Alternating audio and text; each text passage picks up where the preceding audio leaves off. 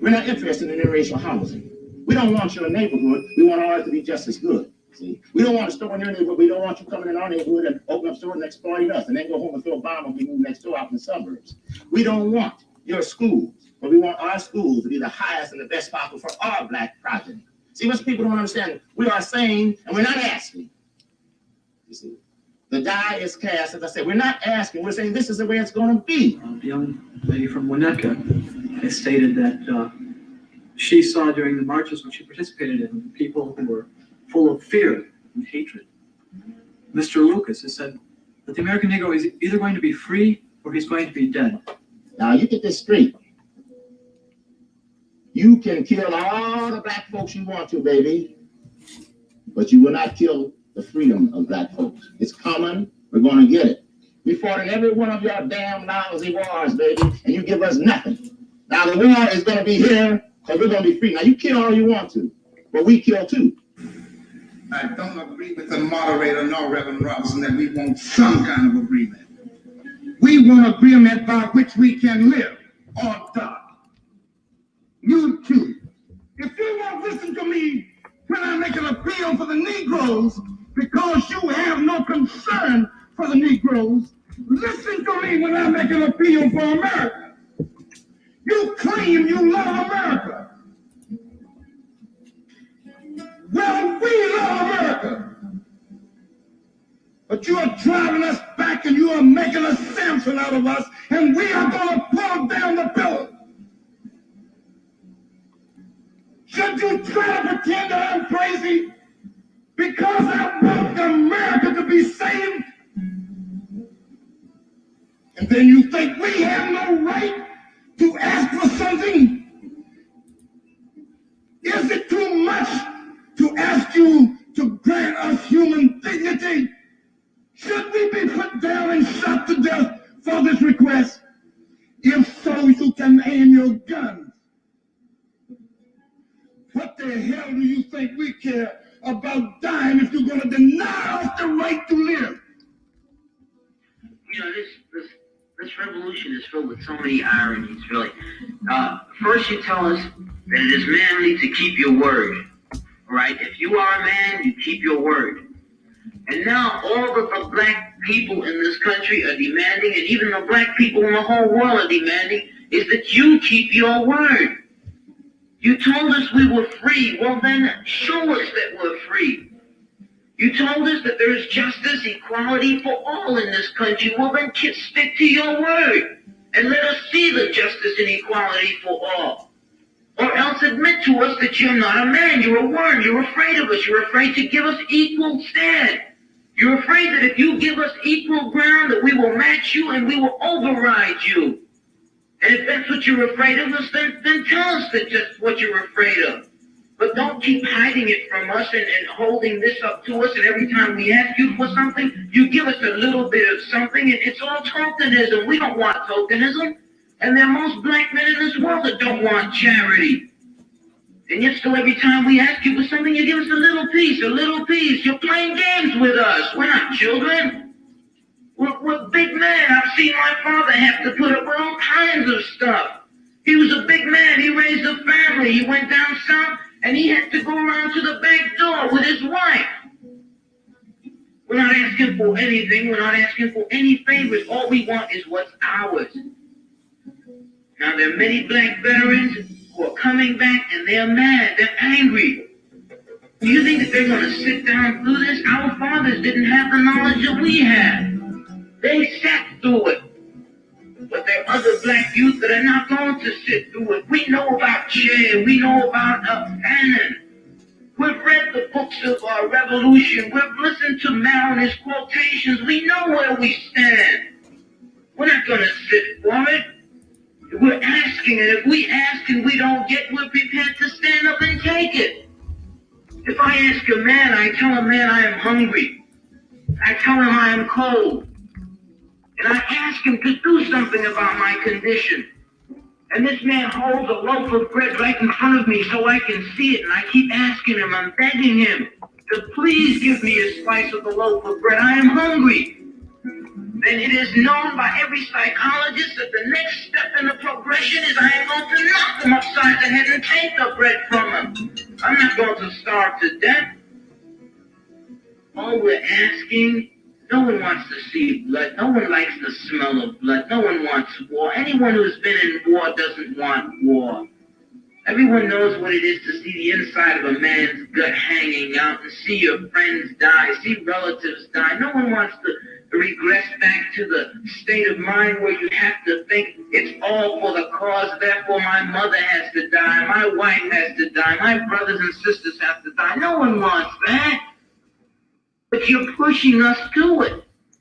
You're leaving us no choice. We're asking, we're begging. The students up at Columbia, they ask. The brothers down south ask. The brothers in Latin America, the brothers in Africa, they're all asking. All they're doing is asking. Our fathers asked. Our grandfathers asked. The presidents of our universities, our colleges had to go to your back doors to beg that their children be given just enough money so that they could be taught something to live off. And yet still, they ask and ask and ask, and you refuse to give them anything. Now, we're just about out of patience. We're not going to ask anymore. The news media says that it's only the young that are militant, only the young that want this and want that. Okay, but we're 40% of the black population now. Or we were a year ago, and still yet we're climbing. Before long, we'll be 50%, 55%, and then we'll have the command. We're not going to take it. We're not going to take sitting in rotten parks and in places that just aren't fit for living. We're not going to take it. There's a limit to a man's patience, and everyone knows that God, Christ, heaven, everyone knows that what we're asking is not $1 million. What we're asking for is humanity. We're asking to be allowed to live like human beings. And God, you tell us that this is too much to ask. You're sick. You're definitely sick. How can you tell me that it's too much to ask to be a human being? Why am I mad? White people ask me, why am I so angry? And, I don't have any answer for him because it'd be ridiculous for me to answer him because he couldn't understand anyway, obviously, because he asked me the question. The 400.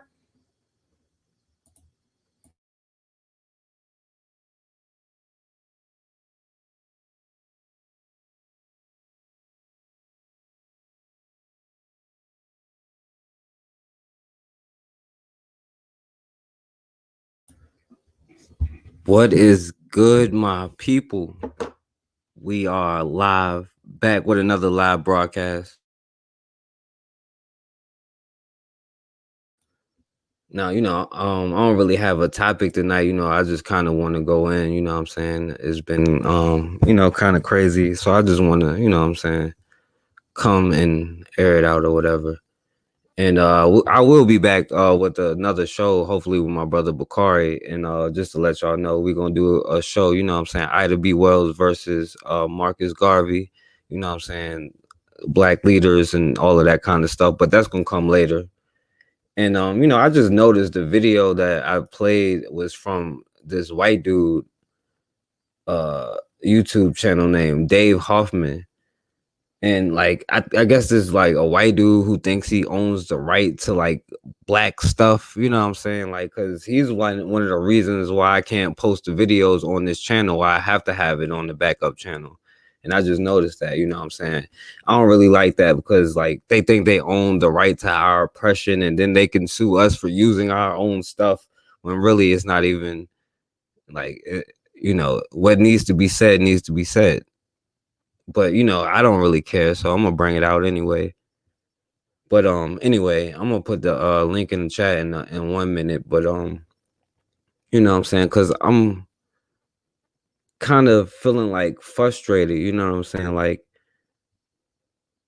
even just listening to that video just now, they keep having this thing of asking and asking. Why are we asking these questions? But we really don't have the respect and the self-love for ourselves. How can you ask somebody else to treat you like a human being? right? You are what you determine, whatever you are. And people got to respect what you say you are, because you have to put that respect behind it. But if they could disrespect you and do whatever they want to you, then, either you back it up or you don't. And far too often in our community, what's up, Blue? We don't back up what we talk about. We like to preach. Everybody thinks that they're right.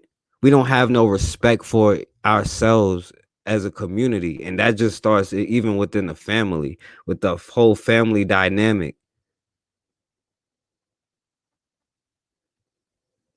You know what I'm saying? Like, we see the epidemic that's going on in our communities, and that's just an American thing for real. And we like to single it out, but we do have to talk about our own internal conflicts, because as long as we keep creating these broken homes, then we see the product of it. We see how important it is to have a father in the home, right? I'm not going to sit here and question how important it is to have a mother in the home.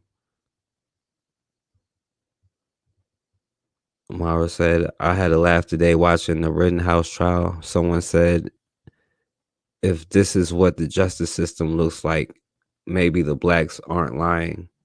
I was like, oh, wow, now you see. Well, that's the thing. They've been seen what the justice system is like. They created this thing. We are the only ones that think that we have to explain something to somebody else. And far too often, especially people, once they get to a certain age, what's going on, Jermaine Thompson? Once they get to a certain age, they're stuck in their ways. You know what I'm saying? But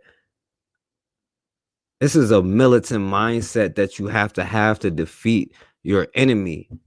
But first, that militant mindset has to start from within, with building these healthy relationships in your community. I mean, I know people always joke about it. I know people got to be tired of, like, especially if you're a single person out here, it's designed to be this way. It's not even by accident. But it's all of these broken homes and issues with, co-parenting, like single mothers, all of this kind of stuff. And not saying single mothers, I'm saying as a community. And we understand this was orchestrated, but it doesn't mean that we have to co-sign it. We have to understand how it was orchestrated to unorchestrate it. But as long as we keep lacking this respect for each other, like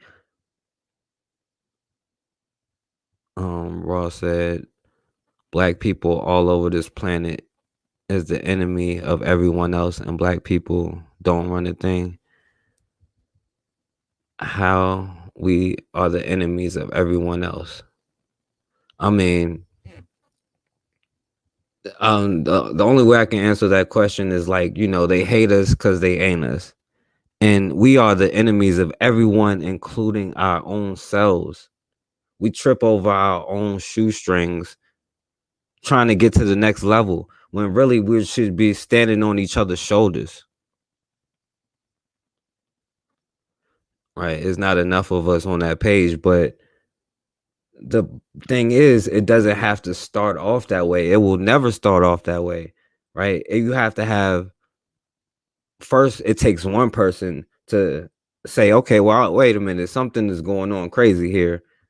And then for that person to meet somebody else, and then that person is going to spread it out there. You know what I'm saying? And that's how it works. It builds. Like, we expect things to change overnight. And especially when we have like a certain class, a certain generation that was, like, I say the generation that was brought up in the integration, the first to be integrated, they don't really recognize who their enemy was. One of the only generations that don't recognize it, but then they taught your children not to recognize it. And even before then, the mindset was keep your eyes to the ground. Don't look at somebody else in the eye.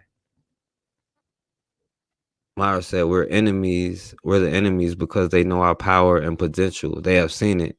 Well, I'll tell you this, in America, just like over the world, they tried to come here and build their own stuff on their own, and they failed miserably, horrible. They failed horribly a lot of times. They literally had to kidnap you to do the work that they could not physically do, for the fact that you can even just withstand the sun. It was literally about money. There is no feelings, there is no emotions. When I say psychopaths, that means they have no feelings, they have no emotions. And the thing about us and how we keep having this hard time is we're so emotional. We're over emotional, and it overrides the logic.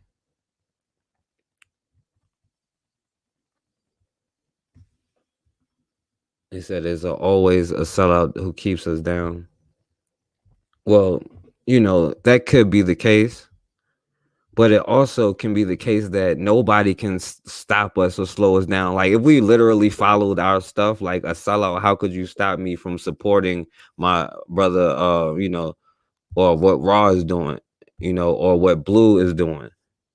There is no sellout who can stop me from supporting my brother. There is no sellout who can stop me from loving my sister. And that is the whole thing, right? When you are trying to fight for rights or trying to prove your humanity to somebody else who possibly may be a different kind of human, you know what I'm saying?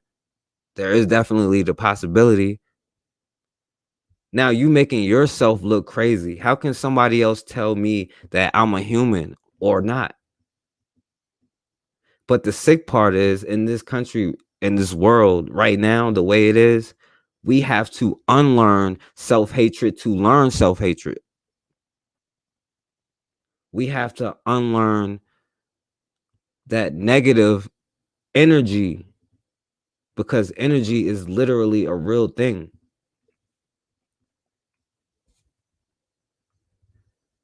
Because when we defeat the internal stuff that we have going on, there is nothing that can stop it. That's why I don't really have a problem saying the stuff that I say. Because how are you going to stop me from supporting somebody's business and helping them?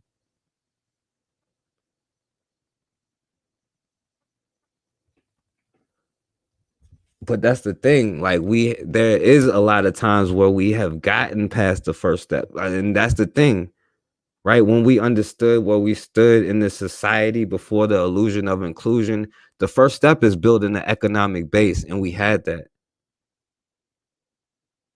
But the whole point is freedom is not just a law or something like that. Freedom is a mindset. Freedom is a state of being. Freedom cannot be given to you, because whoever gave it to you can ungive it to you. But we have learned the law of subservitude. So you're subservient to your beliefs. You're subservient to your religion. You're subservient to your family, to your responsibilities.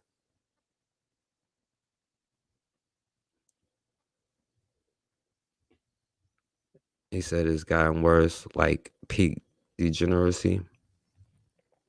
Well, that's the thing, things have always been kind of the same way. There's always been discussions of what we should do as a people. Even during slavery, we've had these same discussions over and over. Some people have taken actions from those discussions. Not everybody, but some people have. And some people were actually successful. But what we fail to realize is how generational stuff can be changed, because we're looking for the sky to crack instead of just taking the easy first step. And that is first starting with yourself. That's first of all. But then pay attention to what you're doing, how you move, your actions you make. Right? Don't just have a kid with anybody. Take your time and do it with the right person. Because literally everything can change in a generation. Mindsets are changed that easily. our kids are going to know nothing but this COVID stuff coming on. But when we look at the stuff in our community, we see that, you know, like my brother, you know, like shout out to my brother who passed away, you know, Marlo, you know. But I mean, first of all, you know, my brother, he was supposed to take medicine, but it was the lifestyle that catches up with them. Because your lifestyle is always going to catch up with you. So if the end of the day your thoughts and your beliefs starts on how can I convince this person that I am a human being and I belong in his society, instead of your first thought being, yo, I'm a grown man, I'm a grown woman, I'm intelligent, I'm the best, I'm creative. Let me go create my society how I want it. Let me go create my life how I want it. And when I see something I don't like, that's when, you know, you got to take it to another level. You have to be willing to sacrifice everything to get everything. And if you're willing to sacrifice nothing, then that's what you get. But we're so scared to take chances on our own abilities, our own gifts. We scared to bet with ourselves. Right? And then you have parents who pass that down. You know, when a black kid says, oh, it's my dream to do this and this, well, there is no black people doing that. You can't make it doing that. That's because you're judging them off of your own failures, what you have done. That's right, Yashua. We all we got.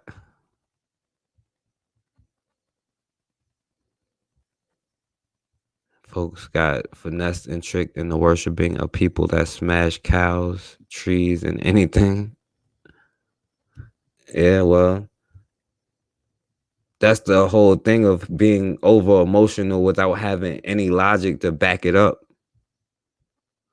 Because at some point we got to start asking questions.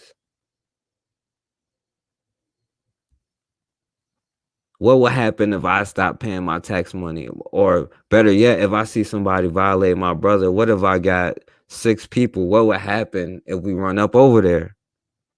Well, I can tell you what their answer is going to be. They're going to get on their radio and call 20 people. Can I get on my radio and call 20 more? At the end of the day, that's what freedom is or is not. Well, hold on, let me put the link in the chat because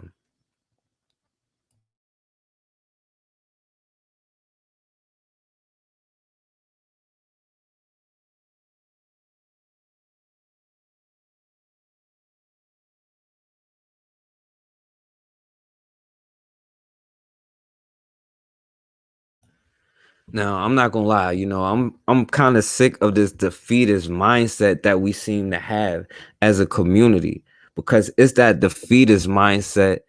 It's the only thing that's defeating you. There's nothing greater, there's nothing stronger than you. But all you see is negative stuff. You've been disrespected. And then you internalize that disrespect and then disrespect each other. And now we try to come out here scheming on each other, rob each other. Why would you even rob another black man? Yo, Ryan Sully, what's going on, my brother? Hey, what's going on, brother? All right, how you doing, bro? Man, I'm chilling, you know, laying down, man. Always got heavy stuff on my mind, man. Yeah, for sure. You go, go ahead, go in for a minute. Yeah, I mean, yeah, it's unfortunate, man, how many defeated mentalities we have out here. Like, you know, I was sitting down with my dad the other day, and I really shouldn't have done this, man. I don't know why I did this, but I spoke to him like whole time he was over at my crib. Because he's letting me stay at one of, because he basically, long story short, he owns different properties. He let me stay at one of them. One of the properties is actually the home that I grew up in. I plan to move in into my own home, you know, later on.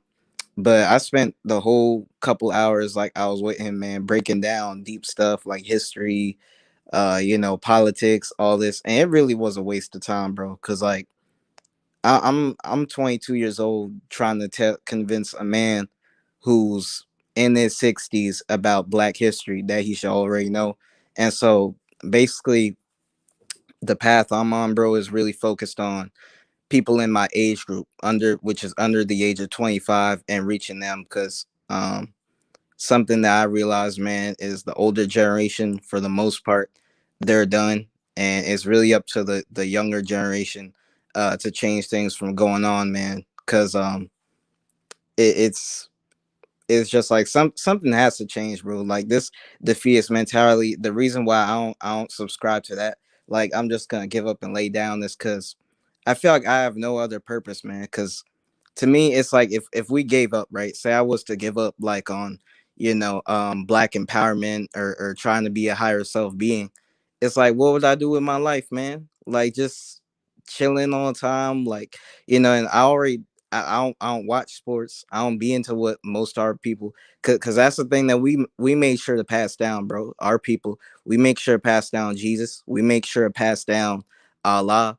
We make sure to pass down football and basketball. Like, oh man, LeBron, like like like And pass down Democrats. yeah, being fans and all this stupid stuff, man, which I never got. Like even at 4 years old, bro, like I knew ever since I was four, I was never gonna be into like this NFL or none of that, man. It just always seemed silly to me to watch grown men, especially Black men debating about strangers, um, and talking about, oh man, they gonna have it this season. It's like, bro, we don't even own the sports leagues. Like it would be one thing if we owned the sports leagues and was getting paid off it or something like that. But we be rooting for things that we not involved, that's not helping helping us economically, not helping us with real issues out here, man.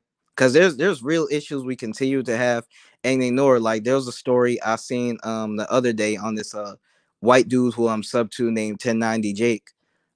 He did a story about this white gangster disciple in Michigan who killed a Black man. Like he led him to his hotel room, murdered him, then the little cave boy went back home and committed suicide. Like we have so much of that constantly happens, bro. These people going around killing folks, wasting our people, and we don't do nothing about that. That's why I won't even lie, man, and this ain't me hating on the pro-Black people, but I even kind of look at some of the pro-Black men in our community who always sitting up talking about they'll punch someone if they disrespect Black men, like they gonna run up on another pro-Black person.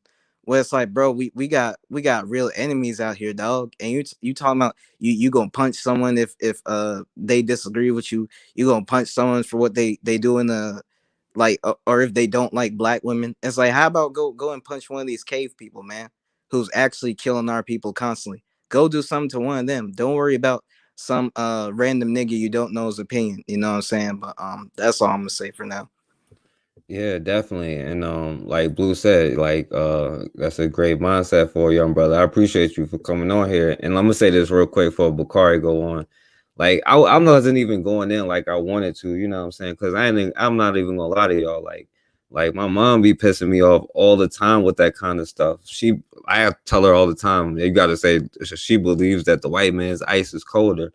But I'm like, this is the mindset that we have to get rid of. You don't want to go to a Black person because this and that. You can't support this. Well, aren't you Black? Like I had to literally undo that out of my own self, and she's telling me, oh yeah, if you don't think you should support Joe Biden, I'm like, do you know what he's done? Well, no, I don't know anything he's done. Do you have any policy? I don't really know his policy. So why are you telling me your son to go do something like this? But my bad. Go ahead, Bakari. I don't really want to. What's going on, my brother?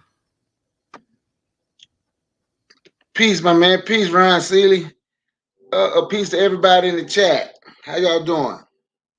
Look, man, you know what? I came late. I'm sorry. I didn't even get the notification. And I told you to send it to me and you didn't. So it's your fault. But I see the name of it, internal conflict, right? Hey, I put it in the chat. Huh? No, I put it in the text. Oh, my bad. Well, so no, you trying to blame me now. No, no, no. I'm just messing with you, dude. But anyway, right? The name I saw, the name is what is internal conflicts, right? And you know what? I had an idea this might be something you'll do. Because so I'm doing the show. It's like, what happened to our standards, right? What's up, CJ? What's up, Blue and Raw and everybody, right? Them the names I see right now. So watch this, right? So did you all see the way the fake internet engine Dan Calloway spoke to Judge Joe Brown? Did any of y'all see that? Do y'all know who Dan Calloway is? Have y'all heard No, of the internet? yeah, I heard of him, but I ain't Yeah, see it. Oh, I go Go ahead, ahead. bro. oh yeah, I know both of them. I'm sub to Dane Calloway. I don't watch because I just be wanting to see what people talking about, man. Like there's some of this content I rock with, some I don't, but I'm pretty much indifferent to both him and Judge Joe Brown. I like some of what they say, but I'm kind of indifferent on both of them, man. I got you. Now watch this. We know Judge Joe Brown is like 78, 79, right? But because Judge Joe Brown, this is called internal conflicts, right? So because Judge Joe Brown disagreed with him and told him he was lying about a whole lot of stuff and told him he believed YouTube is paying him to mislead black people, right? Do you believe this dude in his early 30s, he threatened to go to Memphis to beat up Judge Joe Brown?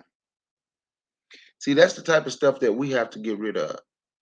We want to talk internal conflicts. He want to talk about throwing hands with a 79-year-old man. No respect whatsoever. We have no more standards, none whatsoever. So if we don't have these standards no more, these internal conflicts will continue, right? We have to be able to stop the internal conflicts, and we have to be willing to do whatever it takes. And for me, if everything was my way, I know, of course, everything ain't. Probably don't need everybody to think like me. They might think, but when you threaten a 79-year-old elder, right, who has done good work throughout his life, he has done things, right? We should be in a position where we punish him. That's the word I'm going to use. Punish him. He should be punished. So the internal conflicts will continue because there's no consequences, right? You get that there's nothing happens for disrespecting black people. There's nothing that's going to happen. So we continue with the internal conflicts because it's easy for us to fight each other. It's easy for us to fight each other. It's easy for us to look at one another with problems, and we don't look at anyone else with those same problems. When we say it's other people that did it, you understand? If it's other people that did it to you, why do we look at ourselves to fight one another? Why is there so much internal conflicts? I say we're fighting to be the best at the bottom. We have a problem seeing us grow. You understand? This young man, Ryan Seeley, sound like he in his 20s, you know? I just came in. I think I've heard him speak before. Uh, he got a good mind, right? So normally with me, about to be 50 in January, right? The internal conflict, then the internal conflicts. This is Dane, but now it'll be us.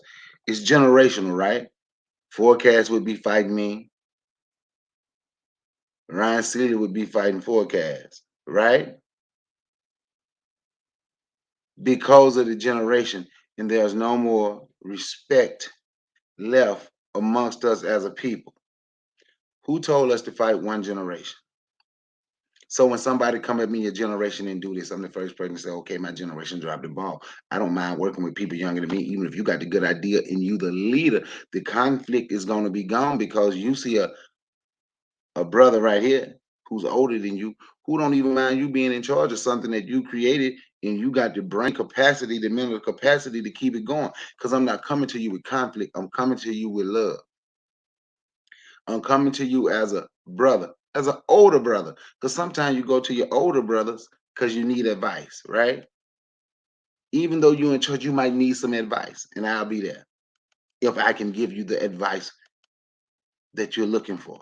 And that's what we're supposed to have. And that's how these internal conflicts, that's the way we're going to have to stop these internal conflicts, is by looking at self, respecting me first. And if I respect me, I'm going to respect you, Ryan. I'm going to respect you, Forecast. I'm going to respect both of you, right? As brothers, I'm going to respect the people in the chat, right? And I expect to get the same type of respect in return. It has to start with respect. Then the internal conflicts will stop. That's only if we want the internal conflicts to stop. You understand? We have to want the internal conflicts to stop. I got these glasses on trying to read the chat. You know, do y'all understand what I'm saying? It's almost, somebody told me the other day, they said, you know what? If we were having a conversation, he said, man, that Willie Lynch letter, he said that Willie Lynch live in us. That's why there's so many internal conflicts. That's why we don't like one another. He said, even if Willie Lynch wasn't a real person, but what they wrote in that book, they have used it against us, and we have fallen for it, and we still fall for it. And there's so much into another reason, because of money. I want to have more money than you, not understanding that once we work together, we'll have more money, not just for ourselves, but we'll have more money to do things for our people. And once we realize that, these internal conflicts will stop. I'm gonna yield the mic.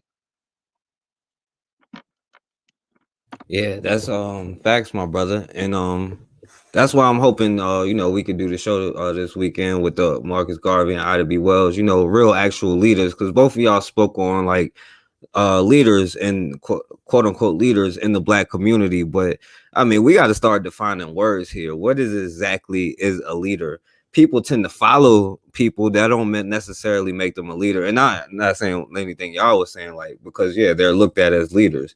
But that's why we need to start having definitions and really calling out what it really is. My brother, I'm going to attack you or Bakari first, because what kind of protection you got? What's gonna happen to me? You know what I'm saying? You might get some of your friends to ride by and shoot up my neighborhood, but you know, you don't got the whole law protecting you. You ain't got a government protecting you. And it's really a fear thing. So I mean, that's what it really is. So why are we gonna start like act like it's not? But we gotta start defining what is a leader. Do you have to actually produce something? Do you have to have a certain mindset? Do you have to have certain qualities? Do you have to have a certain spouse? Right? This is stuff that we got to start defining in our neighborhood, in our communities, because you know, we like, oh well, we lost our identity, but that don't mean that you can't create an identity right now. That's what I'm saying. Like, why do we keep making it so spooky? And yeah, it's all of these internal conflicts. So yeah, a black leader is going to go at another black leader because that's just the thing to do. That's the thing that is going to keep them trendy and topic and on topic. But guess what? That's what the people tend to follow. People like to see battles and disses and, you know what I'm saying, stuff like that instead of actual knowledge. But what's the root of all of that? You know what I'm saying? Why are we scared to come into that knowledge? Now, I mean, we got to acknowledge the facts of history, but you know, we can go back to tell me if it sounds familiar what Booker T. Washington said. You know, he was like, you know, Negroes are loyal and would love to service the white population if they had a fair opportunity. You know what I'm saying? He told black people they need to step up and do their part to help rebuild the nation, right? And he told black people to not do anything about lynching, not do anything about, you know, educational opportunities, jobs, and all of that stuff. He just said, if you be good Negroes, then we'll fit in and we'll be just fine. Now, Booker T. Washington, of course, he's given to us as a leader, but how much do we know about Ida B. Wells, right? Who proved the fact that it was a black person being successful was the reason why he was targeted.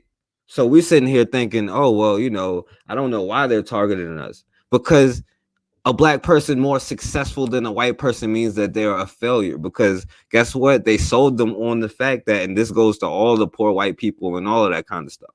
You know what I'm saying? So while Booker T. Washington was doing this, he was reporting how many incidents of lynchings were going on. But Ida B. Wells was literally on the ground researching that stuff and what happened. And she discovered that when black people were getting money, when they had successful businesses, then they were being attacked. She told them they need to have a rifle in every black home. You know what I'm saying? So it comes down to, what are you willing to do? And this person is talking about talked about the drug epidemic.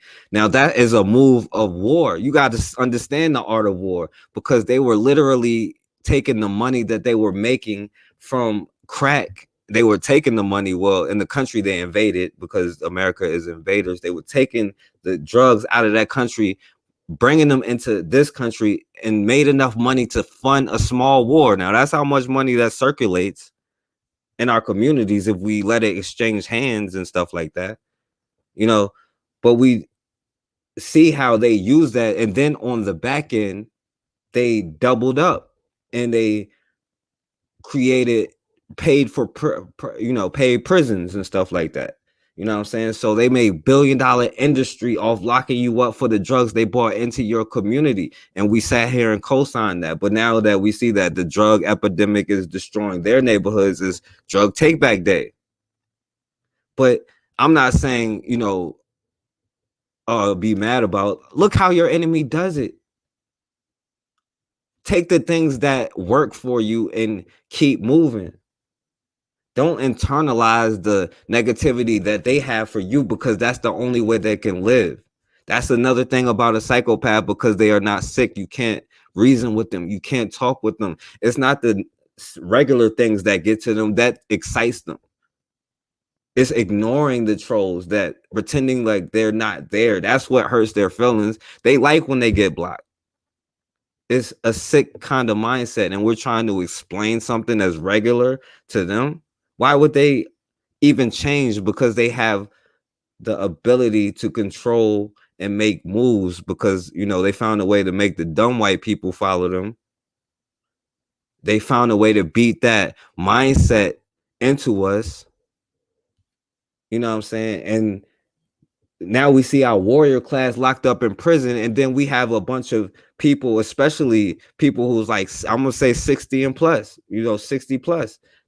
They wanted those people to get locked up instead of educated on how to protect those communities. So the next time that we build the Black Wall Street, because it wasn't just Black Wall Street here in Richmond, Virginia, they call it the Harlem of the South, because everywhere you go, they had to support each other. But if that militant community that's locked up in prison had the mindset, because even back then it was a different era, a different time, but we only got the guts to take it out on each other. But my brother Ryan Silly, you want to go in, my brother?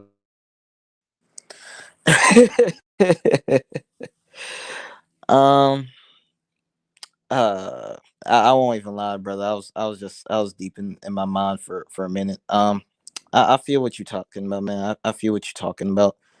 Like for me, I'm gonna keep it 100 with you, man. Like I'm not perfect. I have a lot of flaws. Like to this day, I want to say for the past year right now, I haven't had too many good nights of sleep, bro. I haven't had too many good nights of sleep. It's always something dark lingering in my mind. Predominantly is violence and things like that. But like in terms of black folks like popping off on one another and all that, like I'm done doing that, man. Like there was a point in time I used to do that in my earlier days of consciousness. I used to do debates. I used to, get into like threatening people. I'm gonna hit you when I see you and all this, but all that stuff is so pointless, brother. And I don't get entertained by seeing that. Like there's some black folks who get off to seeing You know, we already know about World Star, where there's Negroes fighting on there, and then even in the conscious community, people making gossiping about each other, making rumors, and that's one thing I hate about some of the content creators I watch on YouTube. You know, that they give into this stuff, that they're spreading rumors about people. I'm like, yo, y'all 30 some years old, 40 some years old, and you're being messy like this, like you a grown man, trying to you know, instigate or get into beefs and all that. And with me, brother, this how my mind works. Like, I'm the type of person, I'll only get violent with people if they get violent with me. Like, in self-defense, you know what I'm saying, in terms of that. But like, other than that, all that stuff that black folks giving to, talking about I'm gonna hit this person when I see him and all that online, that's corny, brother. That's corny, because you putting yourself in a situation where you're gonna throw your life away over an idiot, or you're gonna throw your life away over, you know, something that somebody said. And that's one of our biggest problems. Like, part of what I do is really, like I said, working with the youth, because there's several black men out here, young black men, who think that like, they don't know conflict resolution, brother. Their only solution, they think it, oh, I'm gonna have to go and shoot this dude because he said something about my friend, or I'm gonna have to go and beat this dude up every time I see him. And all that is really childlike energy. I don't even want to call it feminine, because I feel like that's kind of insulting to the sisters. But all that is really childish energy. I'm not for it. So with me and things like that, I'm someone who, like, when it comes to haters and things like that, like, as long as no one's saying something super crazy about me or trying to get me locked up or nothing funny like that, you know, if they just spreading rumors, doing something goofy, I'm gonna just ignore that, you know, because at the end of the day, there's always gonna be some hating ass Negro, or you know, someone hating on what you're doing, even if you're a great person. Like with me, you know, I feel like I'm doing the right thing right now. I'm genuinely trying to help my people. I'm genuinely trying to be a good person. But there's a lot of folks out there who don't know me, never had a single conversation with me, but they think, oh, he's a coon. Oh, he's this, he's that. And the way I handle that is just like, look, if you're not trying to actually have a convo with me, not trying to get to know me, not trying to talk it out, then I'm gonna just ignore you. You know, so I don't give into hatred. I don't do none of that cornball stuff our people is into. And we really need to learn conflict resolution, brother, in all age groups. Cause it's ridiculous that, you know, like what Brother Bakari was talking about, this 30-something-year-old man was talking about going down to Memphis to be up an older black man. You know, and that's the thing. I don't even rock with judges or nothing like that, or the system. But like, I don't even agree with that. Like, going to be up this old man for what, bro? You're not gonna. There's no way that a younger, you know, grown man going to be up an older man looks good in any sense. You're always gonna look like you know, a scumbag or something like that. So why even make a threat like that? But you know, I'm basically someone who believes in conflict resolution, and I think it is very important that we teach this to our children. Yeah, and let me say this, and before I let Bakari go in, because Bakari, you right, you know what I'm saying? You can't do that with just anybody. But I also wanted to use, you remember the opportunity with the brother where he didn't want to do it, to use it as just an example, as a teaching moment for like conflict resolution. Because you search on YouTube, even you put conscious community, you put black stuff, you're gonna see all the negative stuff first. But how many examples of conflict resolution is it out there, especially in black circles, for our children to see? Because children watch this stuff. So you know, I know like not everybody can do it, but you can use other people as a teaching opportunity, especially the haters, because they are there to help you be able to teach the people, you know. And I thank them for their patronage. But yeah, anyway, go ahead, my brother Bakari. You know what, man? Y'all said a lot of good stuff. You touched on Ida B. Wells and Booker T. Washington. You know what? Booker T. Washington did things different than Ida B. Wells. He wasn't outspoken about what he was doing, and he did at some time seem a little afraid and bow down to white folks a little bit. But do you know why they pausing Booker T. Washington forecast? Nah, why? because they found out Booker T. Washington was hiding revolutionaries with guns at Tuskegee. Yeah, I heard that, and he had the Tuskegee joint going on. Yeah, the whole while that he seemed like he was bowing down, he was building a militia. And somebody told it, I guess. I don't know how they found out, right? So everybody, he handled it a little different, I guess. Ida B. Wells was up front. What's she gonna do? She wouldn't on punk with hers at all. You can just go on. It's a lot of them that wouldn't punk. So look at Fannie Lou Hamer. You know, look what she said in the Oval Office with John F. Kennedy. Look what she said. And why do you have a gun? Fannie Lou Hamer, why do you need a gun? That he asked. Fannie Lou Hamer said, I have my gun on me right now in the president's office. But we should never be without a gun around white people. You know, everybody do things, you know, we have had great revolutionaries and we have had fake revolutionaries who was willing to sell you out. And a lot of times the fake revolutionaries get the most attention, and those are the ones that we tend to follow, right? So now the young brother he was talking about, he said he used to debate all the time, right? That's good. I'm glad you don't, because it causes confusion. Because all those debates from conscious community is not even a true debate. It's okay to have a debate, but in the process of debate, you debate information, but you're supposed to learn. But that so-called conscious community, what they did in their debates just created hate amongst other black people. That's all they did. Because what's the word? Drama sells. Drama sells, but they kept doing it to now. Where's the conscious community? It really so-called conscious community. Is it still in existence? Yeah, you got a couple people, usually remnants of it. But that's all that caused, right? You're right, Myra. They probably did. But you know, and when you were talking about the Black Wall Streets, it wasn't just in Tulsa, Oklahoma, right? You mentioned Virginia. You can come on down right next to Virginia, Wilmington, North Carolina, right? You can go to South Carolina, the Gullah Geechee, you know, they're still there. You come on to Atlanta, here in Atlanta, Auburn Avenue, right? You can go on, they had them in Alabama. And you can just keep on naming. Then you can go to Mississippi. You can just keep on. We were everywhere, and we had to look out for one another. We had to look out for one another. And for some strange reason, as you always say, forecast, we've been fooled by the illusion of inclusion, right? Well, we don't think we have to look out for one another no more.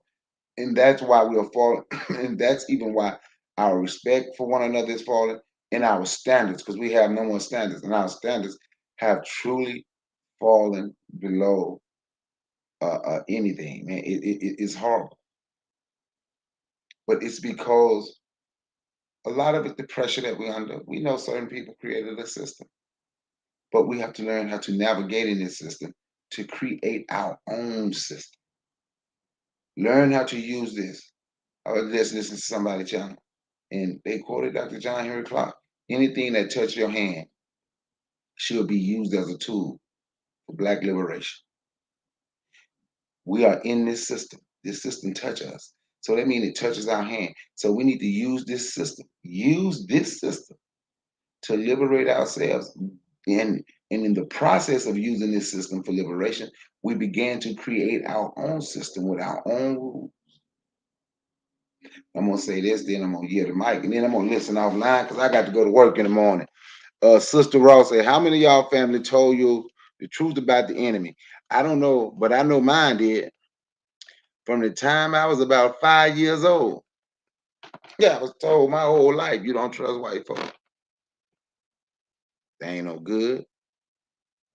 They gonna lie to you. They gonna steal from you. I was also raised in a house where Klan came, and because my family wasn't afraid of civil rights leaders. Burn cross in our yard. They tried to kill my daddy, ran him off the road, caused him to have a head-on collision, you know. And he said he was out there by himself and they thought he was dead. So he said while they were talking, he was able to lock all the doors in the car. He said it was about 20 white people standing around the car, and he could just say, "Oh, we don't have to get the nigger out the car. The nigger is dead." Pardon my French, but he said that's what they were saying. So yes, I can't speak for nobody else, but my family told me about that, about the enemy, about the treatment of the ancestors. Of all that. Like my mother was a Christian, right? Like most of our mothers were, right? And I know you all have heard Christians say, "I love everybody." You ever heard a Christian say that? Oh, we got to love everybody, right? And forgive Mhm. all that, right? Yep. I asked my mama one time, I was grown. I said, "Mama, Christians say you're supposed to love everybody. I don't think that's possible." She been a Christian my whole life, right? Till she passed. I said, "Do you love?" She said, "Well," they call me Pooh, right? She said, "Well, Pooh, babe, they say it's in the Bible that you're supposed to love everybody, but I ain't ever read that." She said, "But I'm gonna tell you, even if I read it, I can't say I love white folks the way they treated me, and way they when I say mean, the way they treated me and our people." She said, "When I get to the pearly gates, that'll just be a conversation me and Jesus got to have. Because if I got to love them to get to heaven, me and Jesus gonna have problems the way I worshiped him." So yes, Sister Raw, I was taught and I was told from the time that I was a little boy how we need to stick together, the things we need to do. I told you I basically grew up in my little town is called Glen Allen. I basically grew up going to a place called Freedom Village, right? My daddy, he was there, well, used to go up there with my daddy because that's where he used to go do a lot of work at from Glen Allen to Freedom Village. But anyway, I'm saying these towns like y'all know them. But anyway, Freedom Village had a pretty big corner store for that little town and a small grocery. And it was owned by the people in that town. All the money went back to the community, to the people, paid the people that worked there, went back, had a hog farm. The money, every hog that was sold went back to the community, to the people. And the people that worked on the farm was paid. I'm saying I lived and I've seen this, and my daddy wouldn't even accept payment, right? Wouldn't even accept payment. He didn't get, we had a rabbit farm, a honeybee farm, fresh honey. Everything went back. We had the Delta Blues Festival. And at one time, it was the biggest blues festival in the South. Muddy Waters has been there. You can name big blues artists. I can tell you they've been there, performing. All the money went back to the community and to the people that were there so they could get paid. And we looked out for one another. So when Sister Raw asked those questions, and yeah, and I know I'm fit that I came from a different era than y'all, but a lot of stuff that we talk about that we need to do, I'm going to tell you this: it's hard if you're not used to it, but if you are not used to it, but if you are used to it, it's not as hard. So it come with me. It's like second nature because that's how I was raised. It's second nature for me to say I'm gonna go. It's not hard for me to say I'm gonna go help my people and I'm gonna do this. It's hard for me to stop.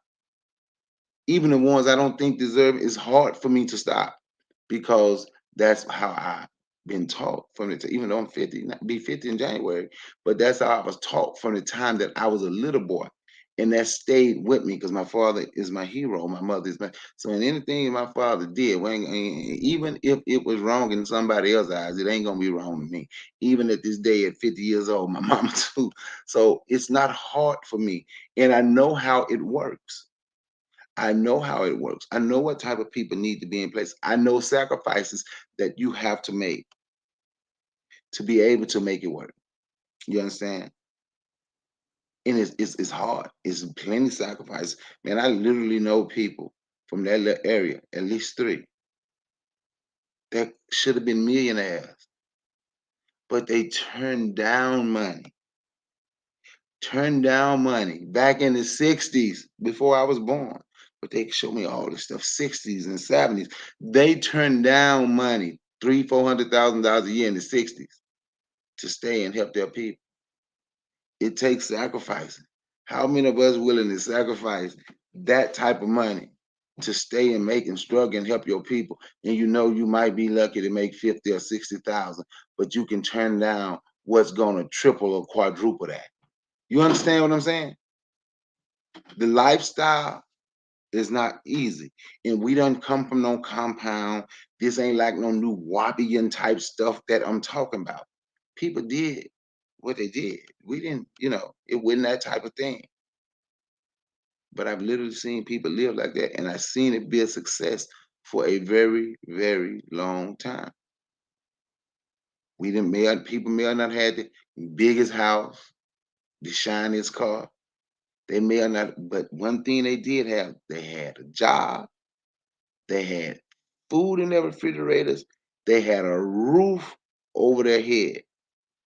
The balance, the necessities, I've seen where it can happen. And if it could happen back in the 70s and early 80s, it can happen right now in 2021, soon to be 2022, but who's willing to make the sacrifices to make sure these type of things happen? I'll get the mic. Yeah, that's definitely facts, my brother. And yeah, I appreciate you for coming on too. And that's the thing I already said, like who's willing to make the sacrifice. But I'm like, if you really ask yourself, what left do you have to sacrifice? I mean, why not just do what you have to do? Because they can come into your house, they can take your job by making you, or make you inject yourself. They can shoot you down on the street and get away with it, even though it's recorded or not. They can teach your children all lies, like Christopher Columbus discovered America. I can ask you who is your great great great grandfather and where he comes from, and people are going to debate about it. I can ask you a million different questions, and we don't have an answer. You know what I'm saying? So what do you have to lose? I can ask you, what are you going to do if insulin goes out? You know what I'm saying? You don't have an answer for that. So what do you have to lose? You know what I'm saying? But to start doing that. And I'm 30 something, and I would say, my family didn't really teach me about it. They didn't know about it themselves because they was probably the first generation getting told that Christopher Columbus discovered America. So they acknowledge racism, but they didn't really teach us about how it works because they didn't know themselves. All of that information was lost. You know what I'm saying? We don't even speak our native language. Like if we ask each other, that's the main debate topic that we have amongst ourselves, to stump each other. What was your language? But we should look at that like, man, somebody literally did this to us. What more do we have to lose? And then you talk about liberation, right? And when it comes to liberation, like, ask yourself, was Black Wall Street liberated? They were financially independent, which is one of the major steps in, and liberation. But were they liberated? Because their town was destroyed. All of the things that we have done, the system is still here globally operating, and we're still arguing about where we live and where we come from and what color we are, how old we are, this and that. Liberation is a mindset. You know what I'm saying? Like fighting for civil rights, is that real liberation? Or standing on your own, is that liberation? You know what I'm saying? Because I always talk about like Thurgood Marshall, you know what I'm saying, NAACP, they won the original case. The case was for equal funding. When they talk about, the Civil Rights Act, it was for equal rights, but they say you could never be equal unless you had access to the same stuff that white people had, meaning white connects, because we didn't have that faith in our own connects, right? We have the money right now, but we don't have the faith to circulate it within each other. We have these discussions, but we don't have the faith that enough people is going to listen. But we don't have to worry about if enough is going to do it. All you have to worry about is what you are going to do. Right? In the case Plessy versus Ferguson, right? It wasn't Black people challenging separate but equal. Because challenging that, is that liberation? Why would you want to, try to include yourself in something. And Plessy v. Ferguson, the railroad company didn't want to have to keep creating all of these train cars because it was costing them money. They are the ones who challenged Plessy versus Ferguson. But the courts ruled that segregation was constitutionally legal, and Congress did not have the power to overturn it if they are equal, even though we know that they aren't equal. But that's a question of opinion, which is what they'll always get away with. But if anytime somebody try to challenge you on you wanting your own and thinking black people should be on their own, tell them see Plessy versus Ferguson. You know what I'm saying? Because that's just how it is. So, I mean, we got to start understanding the mindset of liberation, because it's not based on money. It don't matter how much money you got, because you can be a $40 million slave and apologize for saying a black kid should be shot, or apologizing for saying the Jews should be doing something. You could be a $20 slave and still apologize about saying the word Jew and try to make up all kind of names for it. Right, but we're gonna call them out for what they really are and what they've done, because you talked about the FBI and all of these organizations, right? Like COINTELPRO. That has been literally the goal. The first thing was to destroy the black family. That's been the main goal. There was a tax on black women before slavery in the 20 or 40s or something that made, if you married a black woman, you had to pay a tax that you didn't have to pay if you married a white woman, because their mindset has been to destroy the black family. And that has been a mindset that they have tried to beat into us time and time again, you know. So when we talk about liberation, we have to start facing reality, right? If somebody is still telling you to go vote blindly, they're not probably liberated themselves. So why would I follow them, right? If somebody keep mentioning stuff like you know, the whole gay thing, people keeps, it's not, a lot of stuff is not liberated because they are afraid to call out the other community, because somebody like J. Edgar Hoover, who was a straight faggot, I'm gonna keep saying that, because his goal was to stop the rise of the Black Messiah. His goal was to create internal conflicts and to put those informants and all of that stuff in our communities to cause those divisions. And there's probably always going to be somebody there to do that. But once you have a liberated mindset, it don't even matter if they have 1 million of them, because nothing is going to stop me from supporting my brother Bakari Trucking Company. Right, it's gonna help me create my industry and my business. I'm going to go to him. There's nothing gonna stop me from helping my brother Ryan Silly. And I'm glad he talking to the young people.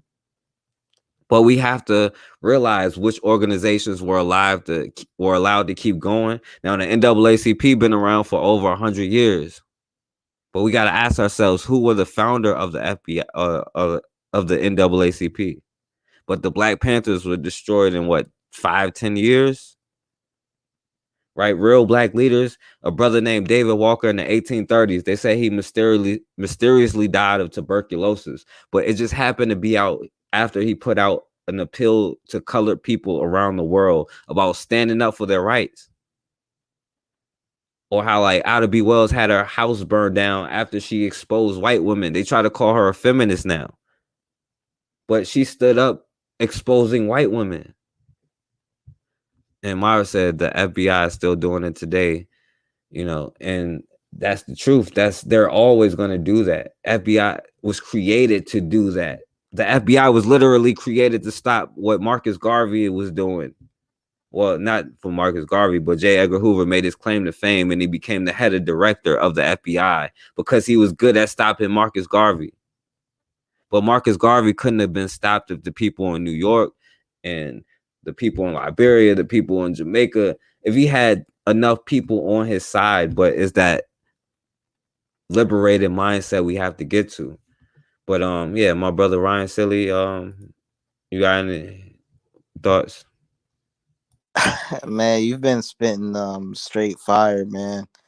You know, and you brought up some homosexuality and all that, and that's one of the biggest grips on our community, man. Like, the men, we already know they got buck broken, but the women have too, and that's something that's a big problem with a lot of brothers. You know what I'm saying? And I'm not excluding myself. Is Here's what black men will do, right? Um, and this kind of relates to white supremacy. Well, it directly does relate to white supremacy because there's Greek and Roman behavior. You know what I'm saying? Um, One of the biggest wars that they've waged on us has been through chemical warfare and psychological warfare, and this includes buck breaking. One thing that a lot of black men um, will be okay with is, doing to our women what the slave master did to our women. And there's something that I'm very hard about, and I press these black people, black males with platforms about, is why is this behavior acceptable? And why are sisters okay with degrading themselves? You know what I'm saying? Like black men, what a lot of us have been used to is homosexualizing our women. Like, people always talking about three ways and all this goofy stuff. You know what I'm saying? But when it comes to gay black men, like this stuff that they doing with Lil Nas X and all that, black men will come out the woodworks like, oh man, this is wrong. He gay as hell. And he is gay as hell. He is a faggot. You know what I'm saying? But at the same time, something that we don't do is hold these sisters accountable for their sexual degeneracy. You know what I'm saying? Because damn near all of these damn female entertainers, you know what I'm saying? Whether it's these actors, rappers, whatever, even the athletes, like that one black girl with the weave, who everyone, oh, Shakari Richardson, you know what I'm saying? We don't be giving smoke for any of them, and we're actually very lenient to them. You know what I'm saying? That's something I'm gonna get on black men about.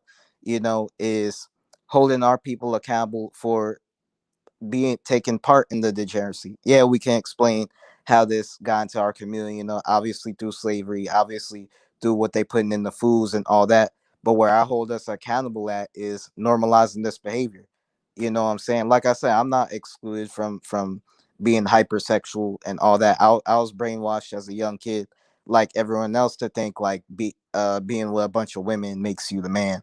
Like, smashing a bunch of girls at once, like that makes you a man and all that. But now that I'm 22 years old, I look back and I realized I was just in a situation where, my parents already wasn't raising me with black pride and understand who our enemy is, because they didn't even know who their enemy really was. Um, but I was around a bunch of other kids of all races, you know what I'm saying, who was brainwashed too. Like, already with white culture, that's a part of their culture, yeah. But it was also black boys who was brainwashed to think like, oh, I gotta lose my virginity at 15 or 16, or if I don't, I'm gay, you know what I'm saying? And something with me, brother, is I'm about tangibles. You know what I'm saying? Something that we've made popular, like I said, is black people being sports fans, us being fans of celebrities, us thinking we gotta be married by a certain age, or if you're a guy, you gotta be with a bunch of girls that makes you a man. And none of those things are tangible. They've done absolutely nothing for our community but poison our community. And what I'm about is doing tangible things. And the problem with a lot of black people, and I know I'm going a little bit all over the place, but the problem with a lot of our people, even conscious people, is we don't give our energy to anything tangible. Staying up online, arguing all day, or talking crap about people all day, what is that gonna help you? Now, of course, there are some people we gotta speak out against, like these white supremacists, these evil demons, these cave beasts, and these coon ass Negroes out here. Whether it's the swirlers, whether it's the people directly killing our own. Like, yeah, that's okay. But just sitting online all day talking about, oh, I can't rock with this dude because of this, or oh, you a coon if you this and that. That's not tangible. I'm about tangibles. Like, there's already the financial stuff which I'm trying to get on, learn more about cryptocurrency and all that. But we also need to get back into black men learning things like how to fix tires. You know what I'm saying? Like, getting into trades, tangible things like that. You know what I'm saying? Because at the end of the day, being a sports fan and being a dude with a bunch of girls, that's not tangible. Like, what does it matter if you the man who's been with 1,000 females, but you have no money in your bank account. You still working at the same job you've been working at for 20 years. You know what I'm saying? Like waiting on promotion. The promotion never comes. You working until you in your graveyard and stuff thinking, man, all right, if I get a job, how can I work for some black folks? Or if I become self-employed, like how I get into that? You know what I'm saying? Having my own trucking company business, driving trucks. That's actually a big thing I've seen with black folks out here now, men and women. You know, getting into that. It's a very good gig. You know what I'm saying? I'm not saying I'm gonna get into it or whatever, but that's something I would suggest to some young people nowadays too. Like, cause at the end of the day, brother, like things like street money and stuff, you know, that stuff fades out. There's only two things that happens when brothers go into the streets thinking they're gonna be successful. You eventually gonna get caught. So all that thousands of dollars you made, it gonna be in for nothing, or you're gonna get killed. And even if you get so-called quote unquote get away with it, at the end of the day, did you really help yourself by poisoning your own race of people? You know what I'm saying? So at the end of the day, brother, I'm about tangibles for our community, what we can do to push us forward. Because whether I see it with the lowest of our community or in the pro-black community, we not doing things that's pushing us forward. In fact, we're helping destroy ourselves. This, and I'm about get off here in a little bit. I don't want to go on for too long. I actually gotta get up for work in the morning too. Um, but something I've seen from a lot of conscious people too is they taking part in supporting our genocide too by listening to some of this demon music and supporting some of this demon music from these black rappers, who not only talking about but actually have killed black men. You know what I'm saying? Several black men. In the case of that one brother from Chicago, King Von, he killed several. I think he killed maybe 6 people or something like that. And there was some pro-black people, even like men and women, talking about RIP this brother, oh, Black King, rest in peace. I'm thinking, nigga, and I'm not trying to shit on the brother, because at the end of the day, he was another lost black man who was a product of his environment. But I was just thinking, man, y'all could have just said we need to do better and kept that instead of being like, oh, Black King, like, even some of them were reposting some of their songs where they're dissing the dead. It's like, bro, they were contributing to poison our community, and we need to stop uplifting that behavior. That's something we also do too with these movies and films. I've seen the movie Menace to Society, and there's just my opinion, but I think that movie is kind of trash. I think, yeah, there were some good messages in it, but that movie, along with Black Panther, along with the Shaka Zulu TV series back in the day, um and even one of the seasons of Black Lightning, like, or even parts of that whole show, these type of things have helped destroy our community.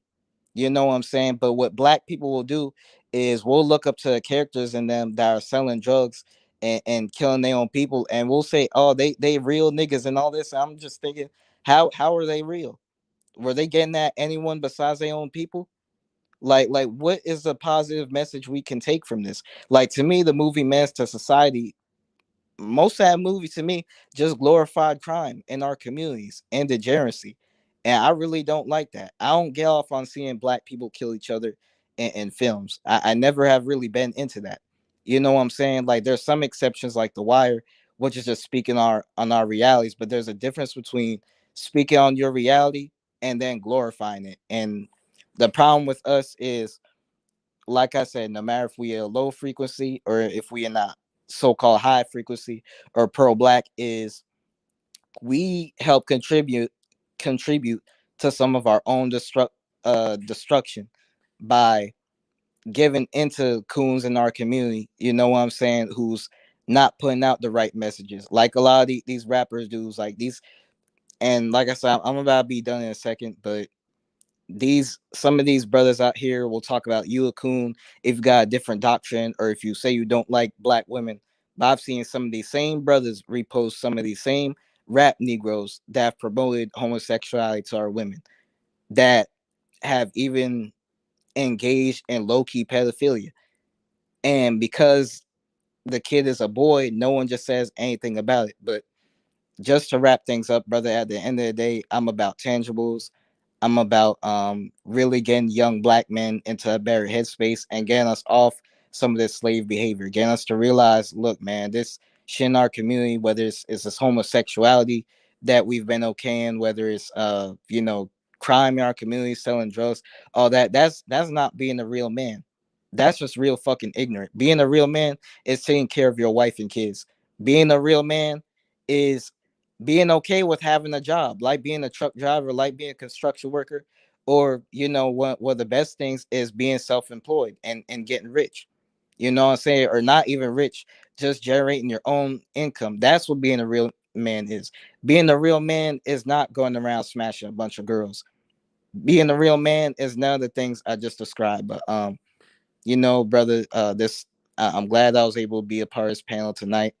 I'm finna go to bed, shower first, of course, go to bed and everything. But I was happy to be a part of this discussion, brother, for sure.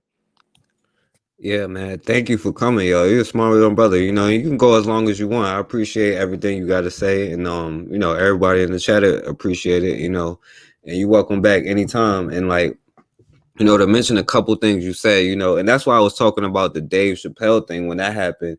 He said, the baby, the rapper, the baby, he actually killed somebody. Killed a nigga, as he put it, and nothing happened. But he said something about the gay community, and he had to go on an apology tour. You know what I'm saying? And like I said, I like how you stick with your lane, you know what I'm saying, what you do, you know what I'm saying? Because a young brother like you may be here to affect the minds of young black boys or young men that's growing into, adult men. You know what I'm saying? That's your lane. We all have our own lane that we have to play. And that's why I appreciate you coming on here. And I actually, wish Bakari had stayed on a little bit longer because, I know he got opinions about some of the stuff that you said. But like the part of the buck breaking thing, like letting somebody come into your house and rape your mama, your daughter, your sister, your wife, you know what I'm saying? That's a part of buck breaking too. And, like for black women, I would say this, like, cause I don't really go in on like black women, cause I try to talk to black people as a collective. But what I would say is this, like, cause I say it all the time, if you build it, they will come. And Bakari especially goes in on, that kind of thing. And, it's a mindset and a society that you have to produce. If you build it, they will come. Yeah, I'm a man exact like you, and I understand there's a lot of stuff that you're saying. Don't get me wrong. But that's what I'm trying to say. The mindset in our communities has to start from the basics. It's people growing up in dysfunction in our communities. And that's all that they know is dysfunction. So you seek out what you know. You know what I'm saying? They don't know any different. But that's why it's important for us to get on the same page as black men, as black women. You know what I'm saying? We got to understand like the whole history of it, because they're like black women may wear weaves or whatever and all of that kind of stuff, but they also come from a society that tells us all, because if you as a black man, if you have dreads or you have cornrows and all of that kind of stuff, they tell you you're a thug. That's the same thing that black women are facing, that if you don't have the long straight blonde hair, then something is wrong with you. All of that kind of stuff creates dysfunction in the community, and all that stuff kind of creates self-hate, and that is nothing but like self-hate on display. But all of that starts from the home, and black men and women working together. But as you said, as black men, we have to also produce a safe environment for them to feel safe in their natural, state. Because right now our natural state is illegal. The hair that grows out of our head is literally illegal. You know what I'm saying? And you may not get a job based off of that. You know what I'm saying? Like I mentioned the tax earlier on like specifically and only black women as opposed to other women. You know what I'm saying? We have also a culture where like and this is not just black men, but as black people, we allow white women to come in and play both sides of the fence. We're afraid to call out white women for their bull. You know what I'm saying? So this is also a culture that we have to change. You know what I'm saying? And we weren't on different pages so long ago. You know what I'm saying? And like I keep mentioning Ida B. Wells. And when they tried to put her off of the train, she was the first Rosa Parks because she did it almost 80 years before her.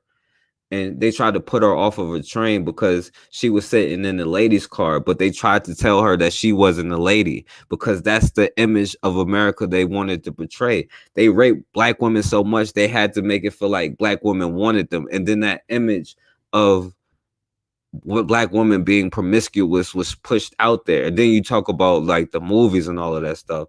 Like a lot of the stuff you'll mention, and I agree with it, it's like almost a caricature of what it is. And really, when you don't control the society, you can't control what is played on TV and what you see, but you can control what you watch and what your children watch.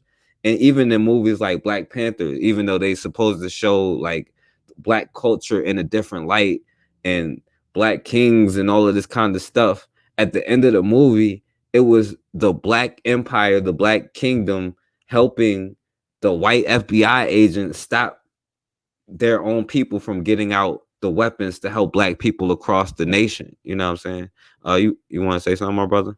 Yeah, yeah, and you know, just a little bit about that Black Panther movie. You know, I saw it back in 2018. I hate that movie. I've hated it ever since because of what it was promoting. You know, and I absolutely hate things like that, man. But the thing is, most of our people don't understand the deep messages and shit like this. You know what I'm saying? Even the pro-black people, like I remember back then, I was talking with some older pro-black people, and I still respect some of them, you know, and some of them are the only pro-black folks I actually rock with. Like one of them is an older sister, and I was just talking to her about it, and she just, the messages in the movie completely went over her head. I'm like, you don't get how they made this character who's awesome. And a little bit too, like if you want to see something that's good, a good animated black series, the Black Panther 2008 or 2010, not 2008, it was like a 2010 or 2011 series. Very short. Is based on the run by Reginald Hudlin. Reginald Hudlin. He's a black author or whatever. I think he's directed some stuff too. It is very good. You know what I'm saying? It's a very good series. It's one of the best black TV shows to me. You know, alongside the Boondocks. It was very respectful to our history. The only thing I didn't agree with in the show is that it starts off with some African tribes killing each other, and that's the only thing I didn't like, that imagery. But everything else was pretty straight. Um, you know, but yeah, like and I said I was actually gonna get off, but I can actually, yo, man, when it comes to black women, that's something a lot of people are gonna hate me for, brother. That's something that people are gonna hate me for, because I feel like the women in our community definitely need to step up. There's a couple of black women I'm sub to on YouTube. I really love what they're doing. I'm always in Dr. Mayat's chat room, and if you don't know who that is, that's Dr. Deanna Bailey from Baltimore.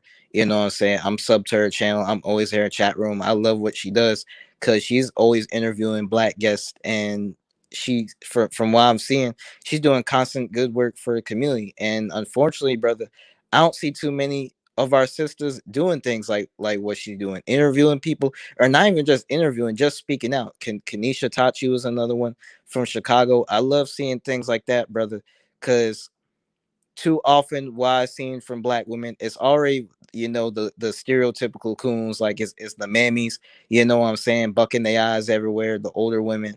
Then it's the younger females, or even some of the older ones now, unfortunately, in their 40s, twerking and doing all this bullshit.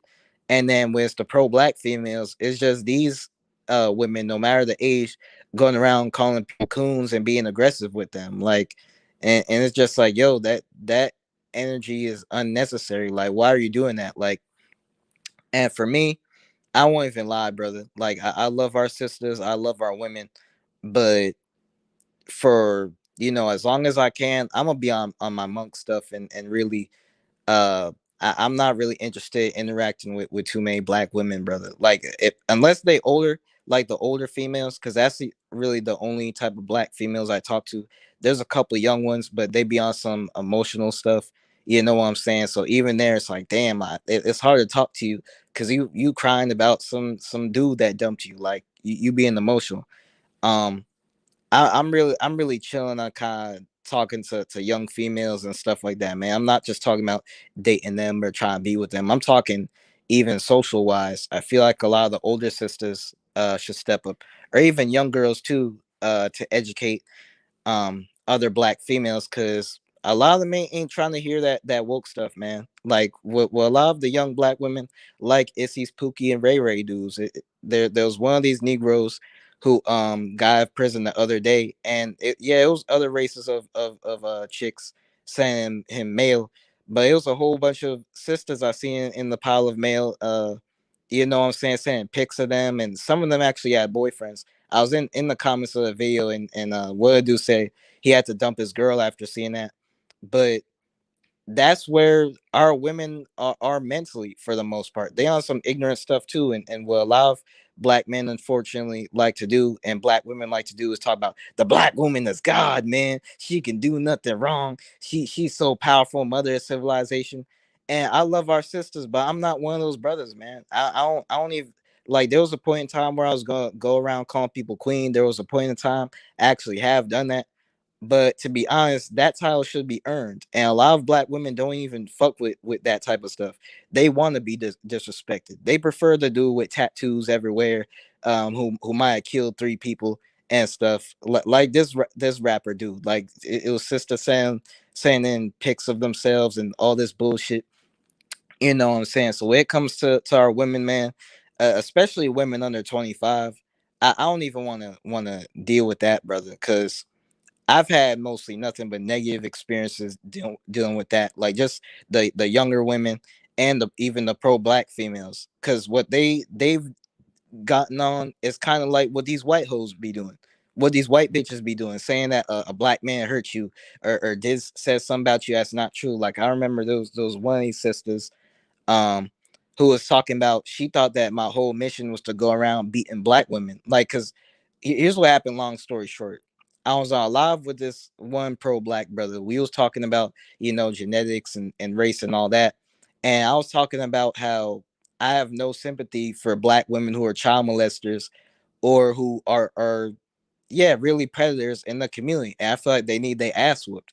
And what it turned into was people trying to convince me I'm gay. People trying to convince me there's some wrong with me. And I just want to go around punching random black women, when that's not what the fuck I said at all. All I was saying was like, yo, not all black females are queens, man. In fact, most black females, just like a lot of us men, we either coons or sheep. It's either two things most black people are, brother. And I say it's all with love, because I still care about our people and want to see us rise up, but we either in a coon frequency or in a sheep frequency, and black women are not, what I'm saying, exempt for that. So that's all I was trying to say. But it turned into a thing where these pro black women were trying to say I'm gay, trying to say, oh, you just want a white girl, oh, you don't get no pussy, all this goofy ass shit. You know what I'm saying? So where I'm at, I'm mainly focused on the brothers and what I could do for them, because like under 25 is what I'll say, because we in a similar age group. I look like them to a certain degree. I'm young, you know what I'm saying. I'm also a rapper too, you know what I'm saying. I listen to some of the same music they listen to, so that's what I'm focused on. But when it comes to these young girls, man, and I'm only 22, but I'm not even into a lot of women in my age group. I look at a lot of them the same way I look at my younger sisters. You know what I'm saying? Like both features wise and mentally wise. You know what I'm saying? Like they just some kids to me. And as a 22-year-old who thinks so deep about stuff and is always on some deep stuff, I don't want to deal with a black female who coming outside, she got a bonnet on her head. You know what I'm saying? I don't want to deal with a black female trying to sit down and talk to me about what Meg the Stallion doing and all that. Nah, man. No, I'm not trying to get into that. Even if they pro black, I don't want to deal with the possibility that this same woman who claims to love me and all this, she do some type of shit where if we got into a small argument or some shit, she'll call the police on me, possibly get me blown away. You know what I'm saying? Or even worse, is making false accusations on me. So with where I'm at, I'm about empowering the men of my community. If a young sister or whatever, a black woman has a question, I'm gonna answer it. But for as long as I can, man, I'm honestly staying away from a lot of our sisters today, man. You know, besides the older ones, because I don't know what it is going on with you know, this young generation of women coming up, or even some of the older ones, like I said. But sisters need to get they shit together, man. I forgot who said this, but someone said something like a nation can rise no higher than its women. You know what I'm saying? So something that I'm gonna be very hard on about when I get my own platform and start doing interviews or doing a podcast is holding black women accountable for their participation and our destruction too, because they be listening to some of this murder kill killer op music, and to be honest, they be laughing at a lot of these young black men killing each other too, and they be okay with it. That's why they dating these Pookie and Ray niggas. You know what I'm saying? And to even be deeper, some of them give birth to these Pookie and Ray niggas. I seen one of these Negroes moms on the internet going around talking about she gonna have people killed, she gonna have them murked for talking about her son and all this. And I'm just thinking, bitch, like, why didn't you do that you know, for the people who actually killed your son, who they just caught? You know what I'm saying? But we have that type of hood rat uh stupid mentality out here. But the sad thing is, we'll have a bunch of black people flocking to these people's channels talking about their black queens, talking about you're so strong. How is she strong when her kids are the ones that died? You know what I'm saying? In fact, half of her kids died, majority to her own fault by being a bad mother. You know what I'm saying? But we'll do things like uplift a black woman simply because she's a black female and is the mother of somebody or gave birth to somebody that we like, and that's not good enough, man. That's not good enough. Like when it comes to our sisters, we need to hold them accountable for their actions out of love, you know what I'm saying? Because I would never be the type of black man to say, oh man, they outside your race, because that's even worse. Like, you already dealing with problems from your own women, but you gonna run to a cave bitch, you gonna run to a Hispanic bitch, you gonna run to a Mexican, which them hoes is built like SpongeBob, you gonna run to an Asian where them hoes is built like 12-year-old boys, you know what I'm saying? They built like pencils, like what my homie said, and that's not a good option. In fact, that's worse. So when it comes to dealing with our women, we just have to hold them accountable and try to get them to tap back into that actual queen nature. If we gonna call you a black queen, you gonna act like a black queen.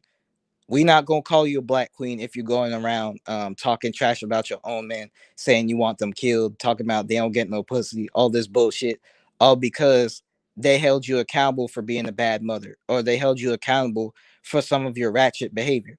You know what I'm saying? But you know, I ain't really about to get going, brother. It was, like I say, it was nice to be on here.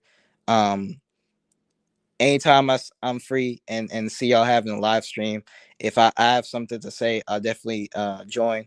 But I was happy Hey, to be up here. hey, would you like, cause yo, I really think this should be a conversation. Like, I wish Bakari would have stayed on here because that would have made it a better show. Like, would you want to have this conversation with me, you, Bakari, on here? Like, you know, I'll set it up. You know what I mean? Absolutely, absolutely, brother. Yeah, that's what's up. That's what's up. I appreciate what you're saying, and don't get it twisted. I understand what you're saying, like, and I get everything that you're saying, and I want you to like stay what you feel like your lane is, because that probably is your lane. You know what I'm saying? Right. You know what I'm saying? So I appreciate what you're saying. Don't get me wrong, but you know, I will say this though. You know, as far as that, like, yeah, we all in the community, we gotta be accountable. Like, but as men, you know, we have to learn discernment, you know what I'm saying? Like discernment, because like if I had that mindset, I probably wouldn't run into Blue or like be as Right. cool as I was with her. Because don't get me wrong, like I probably have a lot of the same experiences that you have. And that's why is another thing why I'm on here talking about mental issues in our community, because a lot of that stuff stems from the mental illness in our communities. But I also know on the other side, they are dealing with the same thing.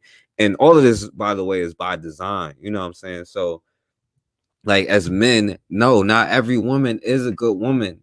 You know what I'm saying? Especially to date and to be around and all of that kind of stuff.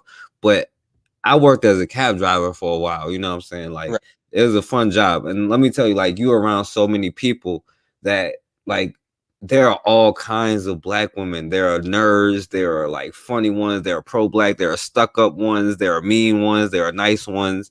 You know what I'm saying? There are all kind of people, you know what I'm saying? Now, I get what you're saying, like as a whole, and we have to hold each other accountable and we have to hold black women accountable, but that starts in our relationships with ourselves, like with our own personal relationships, having your own boundaries, your own standards about what you won't deal with.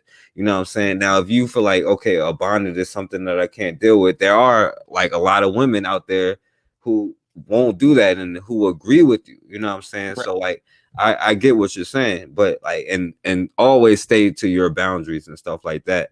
But on the same note, like we as black men also aren't doing what we have to do. Like now, like I keep saying, I agree with you about holding them accountable, but it's also hard to do that when you don't, number one, give them a platform or ability or the space to do that. But also we aren't as accountable with ourselves as we need to be. Like I think, and that's not to take you out of your lane, because like I said, that's your lane, but Right. I feel like as black men, if we can, like, if the police can roll up right now, would you be willing to like sacrifice it all? Like, say you found this perfect black woman, would you be willing to sacrifice it all if the police rolled up and like violated her? Oh, this perfect black woman, shit. Like if I knew that she was, I mean, quote unquote perfect. Yeah, I'm perfect for you. Like that's more possible. Perfect for you. perfect. I mean, shit. Now I gotta put myself in this hypothetical situation. Yeah, I mean, I guess I'd have to, throw my life away for her to exist and whatever. You know what I'm saying? But like that's the thing, brother. Like in my real life and online, there aren't too many women like I can think of who I do that for, like at all. You know what I'm saying? Right. But yeah, I guess I would have to in that position. You know what I'm saying? So yeah, I guess I would have to. Yeah, that's the thing. But like as a community, we don't have that mentality. You know what I'm saying? So like we can't really and I agree with you. We definitely should have that mentality because like, that's a man's job. Like like with the woman that you're with, right? You have her, you have your children. It's your job to protect the family. It's her job to protect the children if something happened to you. You know what I'm saying? That's just how it goes. But as a community, if we aren't holding our own, like we don't have our own finances going on. I want to We address her comment. Go ahead. Uh, I didn't mean to cut you off, brother. Oh, you good? You good? Go ahead. What she was saying, and that is something I talk about too. There's more women than there are men, so that just means more coons and more bullshit. You know what I'm saying? And that's something that I'm gonna be talking about. You know what I'm saying? Like, yeah, there's more women than men, so obviously there's gonna be more coons and more, degeneracy. A lot of that. You know what I'm saying? And I don't want you to think this, sister, that I'm shitting on black women or I hate black women or nothing like that, because I've been with other races of women and I would never date them, never would fuck with them like that, because one, our conversations would be boring. Like I'm this woke ass dude. Like I'm not saying I'm the most intelligent or nothing like that, but I'm always thinking about racial issues and what will I look like being pro black or intelligent or whatever and try to date a white woman. That shit doesn't even make any fucking sense. Not only that, if I was to go so far as to procreate with her, now I got a kid who's you know what I'm saying, less black than me. And I would never do no shit like that. You know what I'm saying? So I would never do nothing crazy like think, oh man, these other races of women is my haven, because that would be genocide, and I'm not fully black already. I already got some part white ancestry, so I wouldn't even do nothing like that to where I'm diluting my bloodline even further by being with these other races. And like I said, there would be nothing to build upon. It's like, bitch, you white, you Latina, you Asian. It's like, what we gonna build upon? All this money I made helping black people or giving information on black people, I gave it to your community now. It's yours now. You know what I'm saying? Then you end up in a situation like with a lot of these celebrities where these chicks is divorcing them and they gotta pay like a million, like $500,000 a month or some shit. You know what I'm saying? Like, so I would never do nothing like that. And I would never tell black men, to leave black women alone completely. Like, just save yourself, black man. Go to his cave hole. Go to his Asian cave hole. Go to, the Hispanic caves. You know what I'm saying? I would never do something like that. But I'm just speaking in a manner that I understand that most of us are in a, low vibrational state, and I'm gonna hold sisters accountable for their participation in our destruction. When it comes to them laying up with these Pookies and Ray Rays and having kids, you know what I'm saying? When it comes to them, like, taking part in our beefs or wherever, black men hurting each other, all that, not saying a damn word. I'm gonna speak out against that. I'm not saying that all black women, we'll talk about it on another live. I'll explain more. I understand you. I don't disagree. I point out how much harder it is for a woman to get a decent man. Um, yeah, I can understand that. I can understand that, because, like I've talked about, we have allies, not only Pookies and Ray Rays, but if a dude isn't a Pookie and Ray Ray, it may be some of these dudes out here is just like, nah, I'm not trying to talk about that black stuff. Can we talk about football? Can we talk about basketball? All that, you know what I'm saying? So I'm not letting brothers off the hook for the cooning, because, like I said, I don't like these dudes out here that's sexualizing our women and promoting destruction and all of that. They a major part of the problem. And if I feel for the ones who's under the age of 25, because and here's why I'll say a little bit about my music, brother. I'm kind of a gangster rapper, but I'm a gangster rapper in the sense where I'm like Ice Cube and a lot of them dudes back in the day. I'll talk some, thug stuff, but I'll put in some wisdom too. You know what I'm saying? I'm one of those dudes, and part of what I'm doing is I don't really want to do features like that, but there are people who I know in nearby, like, you know what I'm saying, who under 25 like me, who I just want to do a song with, to reach them, and not only reach them, but to help with their music career, and to really build like that. You know what I'm saying? So I'm gonna be around some black men who's low vibrational and whatever, but my whole thing with that is it's not only business, but it's also trying to build up my people and help us really get on the right path. You know what I'm saying? So I'm not letting off black men for their coonery. I'm not letting off brothers for their BS too, because I'm honestly tired of all these Negroes running around with snow bunnies and shit.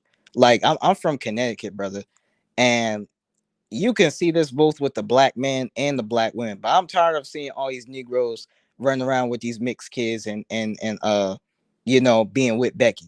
All I can think is in the back of my mind is like, damn, some of y'all would probably be the same people saying I talk too white or I'm too white. But you the one that had the baby with the cave bitch. Me, I would never put a baby in the cave bitch, or even be laid down with one. Again, you know what I'm saying? Um, and with the women, I'm just like, yo, black women, like these the motherfuckers who was raping you during slavery, and you gonna have a baby by his ugly ass caveman. You gonna fuck with this caveman. You know what I'm saying? So I'm not trying to sound one side sister at all. You know what I'm saying? All I'm saying is that I'm not gonna be one of those brothers acting like black women are perfect and just should all be worshipped as queens and all that. I'm gonna be realistic and be like, yo, sisters need to get their act together, just like the brothers. We need to hold each other accountable, and then we can move forward. So that's basically all that I'm saying. I'm not trying to come off as one of those black men, you know what I'm saying, who's like, save yourself. Nah, I would never be that type of man. Like, I love black women. You know what I'm saying? The righteous black women out here. And I know that not every black woman is a coon or is trying to throw cheeks everywhere, even though a lot are. I know that's not our women. I love Dr. Frances Cress Wilson. I love Shahrazad Ali. I love Harriet Tubman. All these wonderful sisters, man. Like Fannie Lou Hamer. You can go on about how many lovely sisters we've had in our community, even to this day, that are still alive. You know what I'm saying? Um, but yeah, I'm really finna get going, brother, and stuff. This was a wonderful discussion. Uh, You put your email in the chat. You could put it in the back chat if you don't want to put it in the main chat. yeah, I'll put it in both. I don't mind people hitting me up for questions or nothing like that. Yeah, they yeah, want. cause I'm gonna get with you. So, cause Blue might want to be a part of the conversation too. Like, cause I think we definitely need to have this conversation. Oh, absolutely, brother. This was a wonderful discussion. Yeah, absolutely. I appreciate you for coming on, my brother. You got a channel or something you want to promote or something before you leave? Yeah, I got two, man. Is this one like if I don't know how I'm gonna do this though, man, because like I know it's a thing that if when YouTube like there'll be multiple channels with the same fucking name, but I'm gonna try to you know what I'm saying, put in my channel name because my channel name is just Ryan Jordan, and I got and here's what I have for both of my channels, man. You know, this how you know it's me. This person you see in my avatar, that's not me. That's a rapper I like from Chicago named LA Capone. Like he's on both. I got one where he's smoking like the one I got right now. Then on my main channel, you know what I'm saying? I got him holding up money. That's how you know that is my channel. But I'm like what I'm gonna do on the backstage here and chat, I'm gonna probably you know, I'll type out the name. Then what I might do is put in the video links in case y'all have trouble find my channels. But I got my main channel, you know, which is for woke stuff. I probably won't post there for a very long time. I'm not gonna lie, brother, because there hasn't been too much I want to talk about lately on video. I've kind of just been wanting to work, you know what I'm saying, get my paper up, chill to myself. And something I realized is a lot like conscious channels and stuff like that, people don't be watching a lot of that, man. You know what I'm saying? People typically don't be watching that stuff. So to me, it's like, why am I gonna waste time like going in on a video, you know, just for it to get like 20 views or something like that?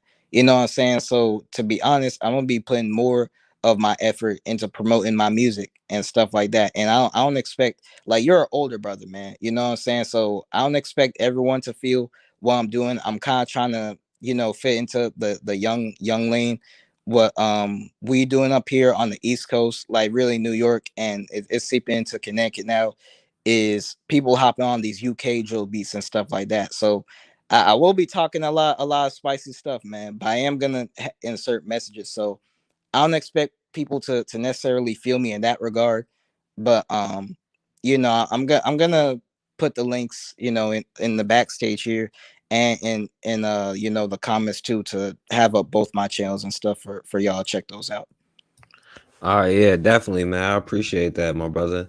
And yeah, that's the first time anybody called me like an older brother. So I appreciate you, young brother. So Yeah, I'm not trying to call you old or oh nothing. yeah, yeah, I know. I was Like, just messing with you. yeah, yeah, But yeah. It yeah, can be older uh, and stuff. Like, yeah, but yeah. yeah, I appreciate you for coming on. And like I said, I respect your lane, and this is like a conversation that we need to have. You know what I'm saying? Because like I wanted to like had an idea for a show like where I had me, Blue, and like Bakari, and like somebody else, another woman, to have this kind of conversation because like Blue mentioned some stuff because like they can really say the same things, and if you listen to like a lot of the women, I know who you kind of referring to with some of them, like because I listened to everything and I went and listened to everything that they said and all of their complaints and all of that stuff, and they're really kind of saying the same thing, you know what I'm saying? But you notice how each side can't really stop talking about each other, but like but we have to kind of start having an understanding of like where each other is coming from. Cause like Blue was saying, like it's harder for a woman to get a decent man. We have this conversation sometimes, you know, but like I think more women should understand how hard it is for a man to find a decent woman. You know, it's the same vice versa, you know what I'm saying? And that's why this is a conversation that we need to have, you know, to put it out there of like some of the things that's bothering us, you know, some of the issues why we can't get along, some things that we just won't agree on. But I also understand like where they're coming from because um you're supposed to provide certain things, you know what I'm saying? Like there are a lot of messed up dudes out here that do things to women. And then when we look at and then they look at all men through that lens of the person who did something bad. And then we turn around and then they turn around and do something to a man. And then we look at all women through the eyes of what that woman did, you know what I'm saying? But we are all individuals. Like that's why I was saying, like there's so many different kinds of black women. A lot of black women that would agree with you. Like even on the dude Tommy Sotomayor, you see how many black women was following him. But then on the opposite end, there was a lot of black women following, you know what I'm saying, the people against him. You know what I'm saying? Like it's a diverse kind of thing, you know. But we really have to start getting to a point where we can start understanding each other, because some things are just so simple, it's just misunderstandings, but then there are internal things, and then there are things that has been created to create a divide to keep us arguing, because as long as we have like this gender war going on, we can't concentrate on the truth. And like you, a young brother, and you are in the dating world, you know what I'm saying, like, so you understand what's going on out here, right? Yeah. But, yeah, but all of that kind of stuff is not by accident, because at one time it was not that kind of mindset, you know. It was a different it was different when it came to like dating. But that's why we have to start addressing these issues, but they also have the same issues on the other side. That's why we have to be careful about, you know, pointing out specific thing, putting it on a specific thing. Not saying, well, I can't say that because everybody has their own specific lane, but to say that one is the problem and also not address your problems, because I believe, in my opinion, if you build it, they will come. And once we start doing the things as black men, then those people who can't stop talking about you, they will fall in line, just like on the other way around. You know what I'm saying? Like, if we start getting a mindset into younger generation that is younger than we are, or younger than you, how you trying to adjust the young people and the young boys how to change a tire. You know what I'm saying? Like, if a woman doesn't feel safe, like if somebody broke in your house, say you're married, somebody broke in your house and raped your daughter and stole all the stuff in your house, do you Right. think that woman should respect you? Your wife should respect you still, Right. if you let it happen? Right. So, mhm, Right. And that's something that I'm gonna talk about too. Like, you know, black women learning things like tangible. Like I said, bro, I'm about tangibles, brother. right, Tangibles. Black women learning how to defend yourself, keep a peace on you. You know, because there's so many stories I've heard of these thirsty coon niggas like getting rejected. You know what I'm saying, by a chick. And it's been happening a lot up on the East Coast lately, like in New York. Like these niggas get rejected by his females, and they're like, "Oh, I'm a shoot her, or I'm a bite her in the eyes." And I'm just thinking, like, bro, it's not a big fucking deal. Like, do you know how many women there are here? You know what I'm saying? But bro. you get very upset, and that's a whole discussion itself, man. Yeah, Relationships, oh man, that's a yeah, whole discussion itself. Relationships and all that, but yeah, like it's just tangible things, man. Like sisters learn how to defend themselves and all that. Like that's something I think is very important, because we got too many sisters out here who, you know, they know how to look good. Like, oh girl, I look good in this sundress or my weave on. You know, it's like I'm going out to party. I'm gonna get lit and drunk. It's like, yo, like what you gonna do if someone tries raping you or some type of shit? You know, because here's what a lot of sisters talk about, right? Like black men, black women are unprotected, like we're unprotected and all this. And I'm just thinking, look, there'll be situations where there's brothers to protect you, but what happens when we're not there to protect you? Like on this, here's what happened in I think Philadelphia, man. There was some African immigrant dude, like I don't know what compelled him to do this or whatever, but he went and raped a woman on a bus. Now I heard it was a sister, but I thought it was an Asian cave bitch, like, because that was an image they were showing. Some Asian cave bitch had a bump on her head. And I was thinking, and I'm not saying it's good for black people to rape other races, but I was just thinking, I don't give a fuck about cave bitches and their problems. That's what I was thinking about. I won't lie, brother. I did not give one single crap.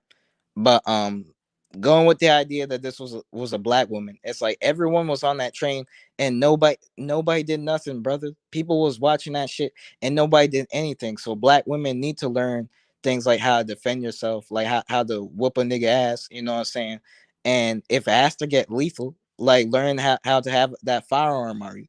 Like shoot that dude in the leg, you know what I'm saying? Shoot him in the leg a couple times, like stab one of his eyes out. I bet that motherfucker won't try nobody, you know what I'm saying?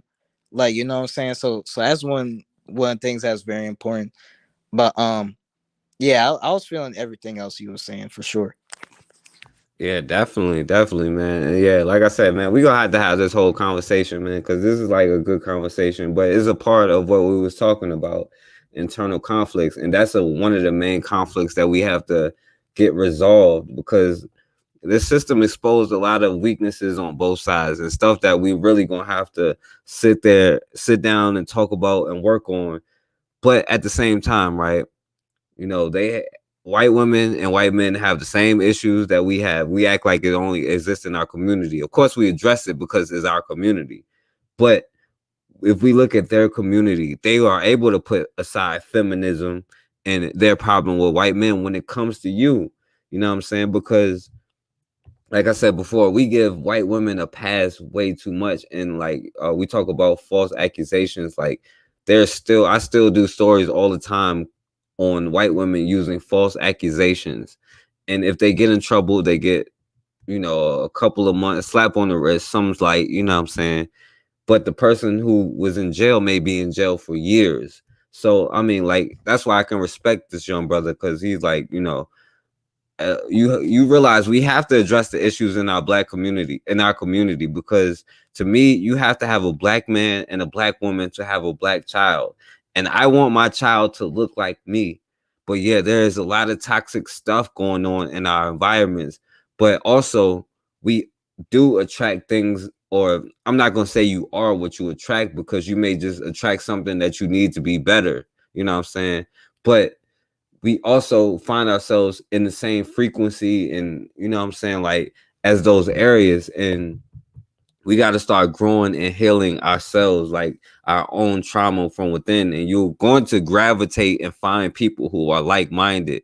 Like I found like Blue, she's been my homegirl for like years and years and years, but like-minded people are going to get together, like my brother Bakari and my brother Ryan Silly, like it just happens that way. Like the avenues are going to be there. We just have to have the faith in each other. So, my brother, if you got any last words, I'm gonna close out after that.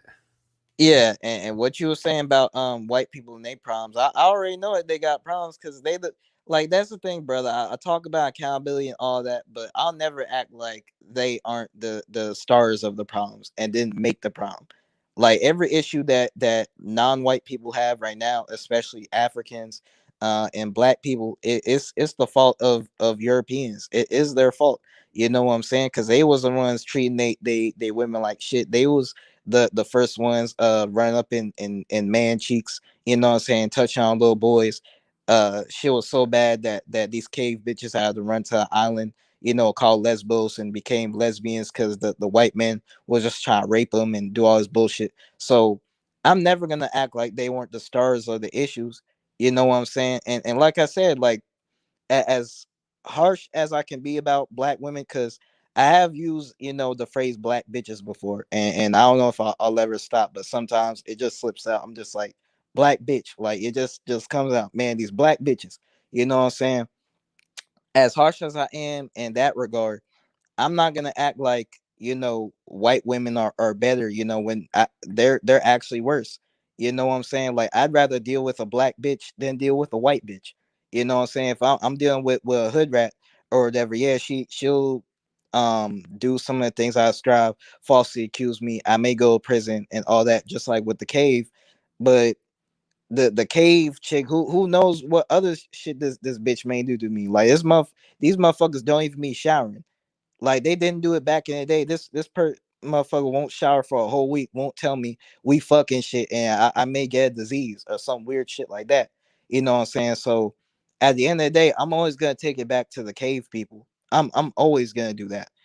But the reason why I'm so harsh on our community is because I blame us for giving them so much power, bowing to them, worshiping Europeans as gods. Like Africans and black people have made Europeans gods, bro. We've made these motherfuckers omniscient. And it's like, yo, These are the same people that be smashing cows, bro. These are the same people that be smashing trees, bro. These are the same people that don't take showers for weeks on end. And in the case of back in the day, these motherfuckers would shower once a year or some shit. You know what I'm saying? So I'm always gonna take it back to the cave people and they BS. But the reason I'm so harsh on our community is because we need to step up and stop worshiping these motherfuckers as gods and giving them so much power. Because if the black men and women realized that we were the original people of earth and are the true gods and kings and queens, this whole system would be over. Like, and this is what I'm gonna close out with, brother. There's that image of the black men under the table, and if they still there's the crackers who's playing games like on the table, like the cavemen playing games, and the black man is under it. And the meme reads something like, if these brothers would just stand up, the whole game would be over. The whole system of white supremacy would have no power if black men and women decide, you know what? Let me stop killing my own brother. Let me take off this fucking weave. Let me stop thinking that prayer is gonna do something when this hasn't worked for us. Being a Democrat hasn't worked for us. Let me stand up, actually take action, you know what I'm saying, and get these people off our back. But that's how I'm gonna end it, brother. All right, my brother. I appreciate you for coming on, and shout out to Blue. And yeah, cause you brought up, they take showers once a year. That's just where the saying "don't throw the baby out with the bathwater" comes from. They took a shower, everybody took a bath in the same pot, and then by the end it was so black. They put the baby in, and because I guess it went from oldest to youngest. I don't know. I forgot how it was said, but that's what it's saying. Don't throw the baby out with the bathwater. And I got your email, my brother. I'm gonna put it in the chat to make sure it go through. If anybody want to hit up my brother, and I'm gonna get in contact with you. And matter of fact, let me write it down right now so we can set up this show.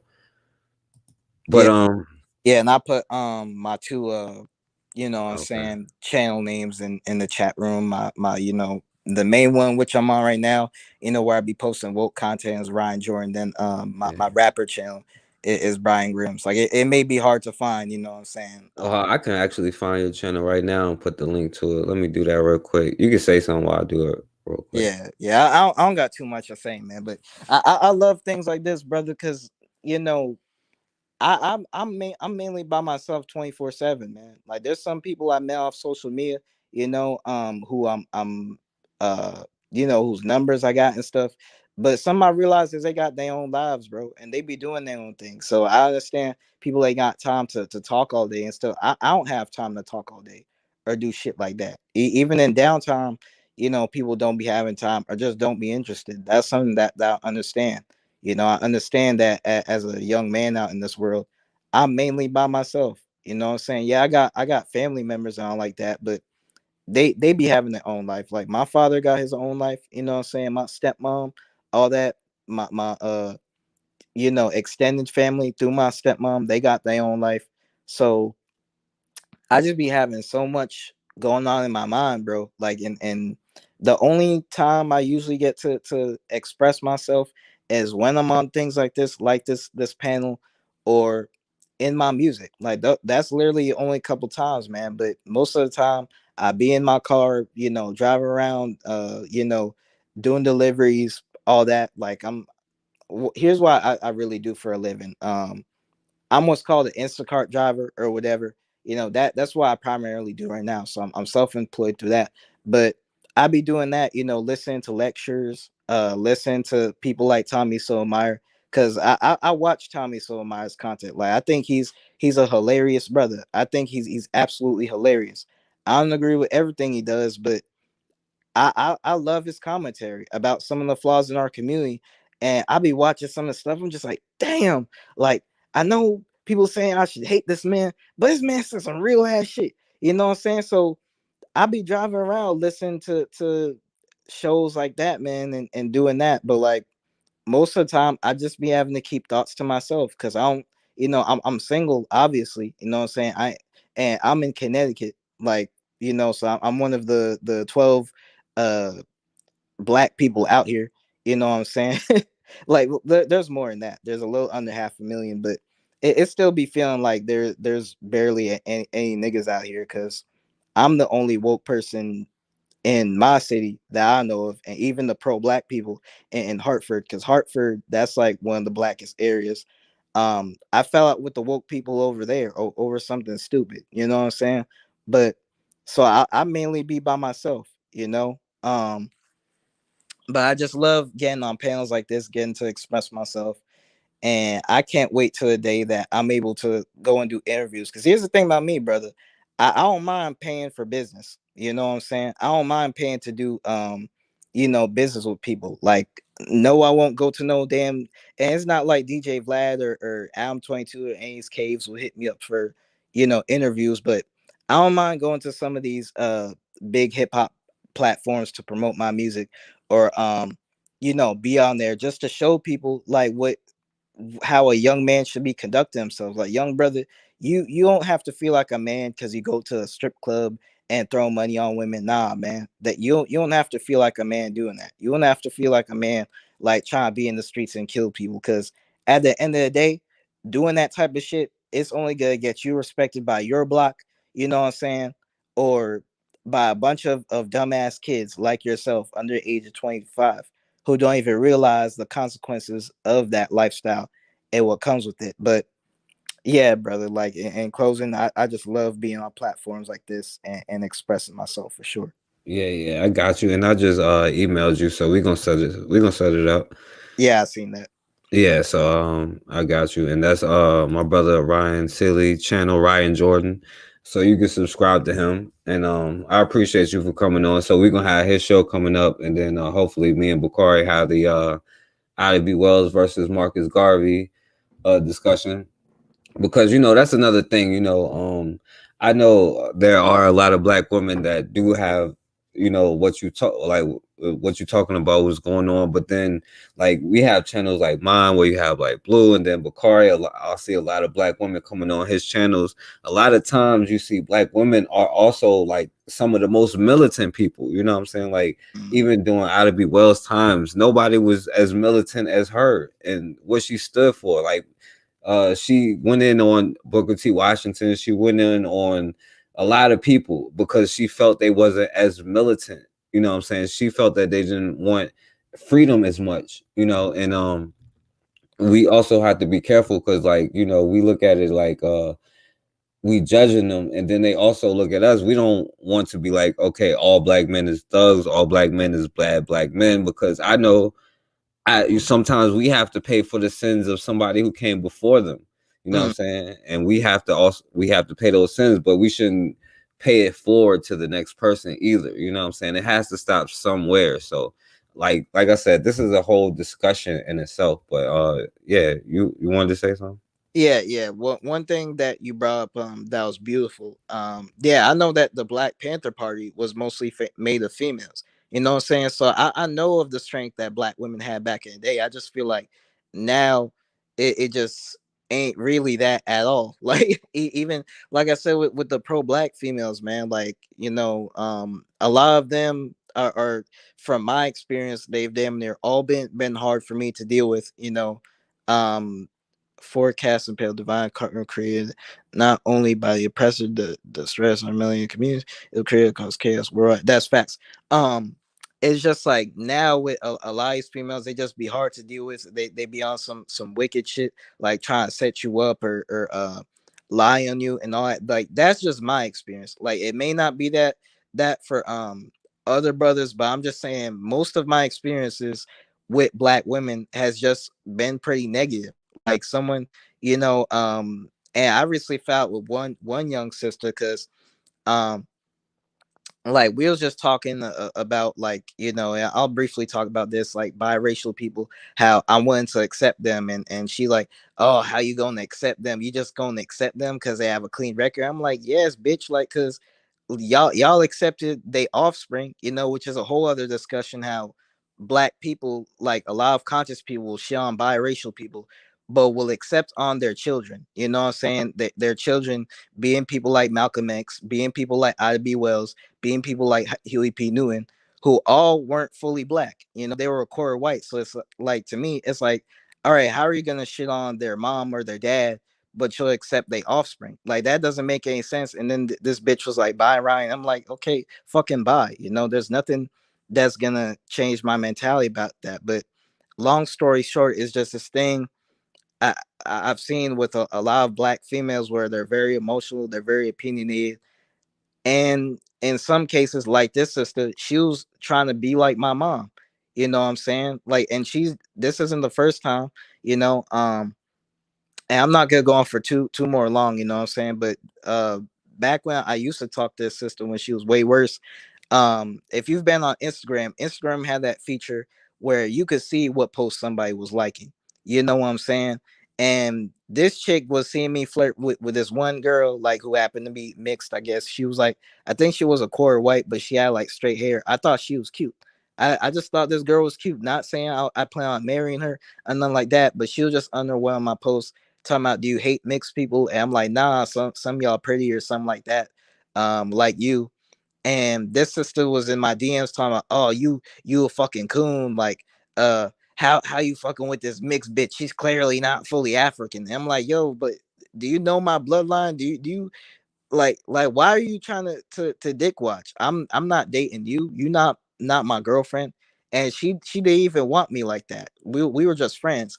But this black female, she was trying to, you know, tell me who to date, or not even who to date, like whose pics I shouldn't be liking, who I shouldn't be following. So, you know, long story short, man, it's just been a streak of negativity with black women. Like really the only positive interactions I've mostly had is with older women, you know, in their 30s, some in their 30s, but really in their 40s and 50s. But like I said, it's just my experience. Not saying that's everybody's experience, but me personally, that's just been my experience. Yeah, I understand that, my brother. I definitely understand where you're coming from. Don't get me wrong, you know. And first of all, shout out to my sister Matilda Wells. I appreciate you for listening. And Blue, that's like, you know, to like Blue, that's the show I was kind of discussing why because I would rather kind of have women come on here too to like kind of go back and forth, you know, to kind of, you know, make the discussion better. So like, you know, that's 3 shows I need to line up, you know, the one with me, Blue, and it could be you, Ryan, and Yeah. another woman, or like anything, you know.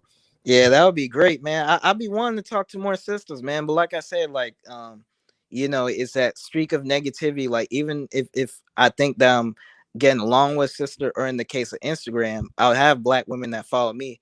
I hit them up in the DMs just trying to talk to them, and some of these women would fucking block me. I'm like, what? Why did you just block me for saying hi? You know, and that's been both the unconscious females and the older ones. I go and say hi, and a motherfucker block me. It's not like I sent a dick pic. It's not like I'm trying to fuck. And I hate to say his brother though. I used to be a thirsty dude. I did, but like I said, this was part of my programming. Like, yeah, I did this to every race of women though.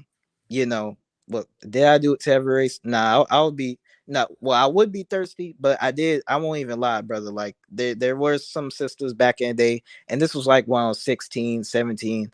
If they posted something sexual, I'd be like, yo, so you like sex? Like what you trying to do?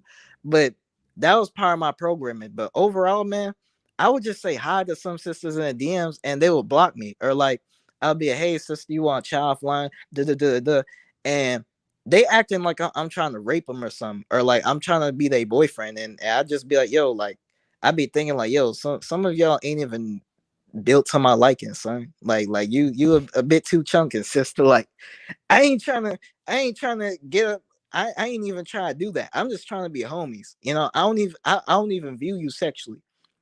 You know, but it'll just be that with black women, man, where people is trying to think I'm trying to fuck them. People thinking I have ulterior motives. People having just a misconception about me, like I'm a swirler, I'm a coon or something like that. And that's why I haven't had too many black women that I'm cool with online. But it's mainly been that perception where people thinking like, oh, this dude just trying to smash me or something like that. And it's almost never that. Like I wouldn't say it's never that. Like there isn't one single conscious woman who I could think of, like who I was trying to build offline with, who I was thinking, oh, I'm trying to like, get some, and I'm like, nah, bro. Like, nah. Like, if I was that thirsty, I would just go look for a hood rat out here, or whatever, who'd be willing to do that, you know. But it's just really been that, man. Like, women thinking I got a ulterior motive, thinking I'm a coon or weird, like, which is why I ain't like, there ain't too many black women I'm cool with, or But that's the thing, my like, cause like that's the thing that we have to understand. Like, yo, like men don't talk about it enough. You know what I'm saying? We as men, especially like older generations, we straight lost that. Like, with the older generations teach the young generation the game. You know what I'm saying? Like, it's a process when it comes to becoming a man. You know what I'm saying? Like, I'll be real with you. Like, you know what I'm saying? You was real. Like, I had moments of like where I, like when I was younger, where I had the thirsty thing where you go do stupid stuff. You know what I'm saying? But really, you're thinking out of you're using the wrong head. You know what I'm saying? And you're thinking not clearly. You making wrong decisions when you do that. You not thinking logically. And I've been there before. Like, trust me, I understand what you're saying. But as men, we need to talk about that process more, because we take rejection and L's bad and wrong. We are ashamed of a lot of stuff that we do, but we have to start talking to each other, mentoring each other. You know what I'm saying? Because of course we come across rejection all the time, you know what I'm saying? But that's just a part of it. But we also have to understand there's a reason why they have their guard up, because some of those thirsty people are out there to rape them. Some of those thirsty people are out there to get them, you know what I'm saying? And they can't discern who is who, you know what I'm saying? Because like, just like of a good woman says hi to you and a bad woman says hi to you, you don't know the difference. And they don't know the difference either. Like, I know a young sister I'm talking to now, you know, she carries mace on her chain at all the time, you know, because she's a woman and a man can overpower her. You know, a man can try to rape her. A man can do anything. And as men, we don't think about it when we like catcalling them, because I understand, like, you just trying to say hi, trying to be nice and stuff like that. But I also see, like, because like it's certain situations, like you're riding by in a car and you screaming out of a car, or it's dark outside or something like that. Like, they don't know who you are from a rapist, or, you know what I'm saying, the black pope, you know what I'm saying, because the real pope is a rapist itself. So yeah, like when a pope is a rapist, like a woman has to carry mace in her bag, you know, at the very least. You know what I'm saying? If the pope is a rapist, you know, a child molester, it's a crazy world out here. We got to understand that, like, from both sides. And as men, we can't get lost in how a woman looks and, like, you know what I'm saying, what she says. As people, men and women, we got to start looking at actions. And as men, you know what I'm saying, as a brother that's older than you, and you know, I'm only in my 30s. People will say that I'm young. Right. I've been where you've been. You know, I understand about the thirsty stuff, and I have to learn, and I still have to learn a lot of stuff. That, like, of course, like, people can sense that kind of stuff coming out of you. You know what I'm saying? Like, people can tell your energy, and when you're too nice, you know what I'm saying? Like, that is not a good thing. You know what I'm saying? Like, when you're too nice, you really have ulterior motives, you know what I'm saying? And it may just be looking for validation from somebody else. Not saying that you or me or nothing like that, but like, you may just be looking for validation, you know. But at the same time, like, when you're not finding that from within yourself, women can sense a confidence, but I can't really say that, because like some people can use false confidence, like you said, with the Pookies and Ray Ray. I don't really like saying that, but yeah, you know, I won't even lie, brother. I just think that shit sounds funny to me. I don't know. I think it's hilarious, and you know, that is the thing though. Like, I know some people, because you know, I plan on getting tattoos, and to be honest, like, my image, like, when I go out here, it is kind of streetish. Like, you know, I'm gonna be wearing tracksuits and having chains and things like that. So I know that people are gonna, you know, see me be like, oh, he's this and all of that. But I won't lie, man. I just been watching some of these brothers, like, who use that term, man. I just kind of thought it was funny. And that might be something fucked up in my head, but I don't know, man. I just thought that term is kind of hilarious to a certain degree. I don't really know why. Yeah, I feel you. I understand, but like, you know, also, like, that's like, we got to start, like, even thinking, like, even deeper than that, because our names have become slurs. Like, we argue about, like, oh, I'm not black, I'm not African American, But if you call somebody, oh, you're just Tyrone, that's supposed to be a slur. That's somebody's name. Like Right. who we are is literally a slur. You know what I'm saying? But that's why we also have to be careful about how we approach the issues in our community. You know what I'm saying? Because like, yeah, it's frustrating. You know what I'm saying? But also we are at war. You know what I'm saying? We ain't got no choice but to be in the situation that we're in. But that's just how it is. That's just life. But like I said, man, we gotta definitely have this whole, like, have this be a whole show, like a whole thing. You know what I'm saying? Yeah, that it'll be great, man. Like, and I won't even lie, brother. Sometimes I be forgetting like how much I know. You know what I'm saying? But and then the best part of me, like my highest self, comes out when I'm on platforms like this, because when I'm out in the world, even back when I was in high school, going to college, like I don't be talking like this with people, man. Or in an instance like recently when I was out with some Haitians like at this concert.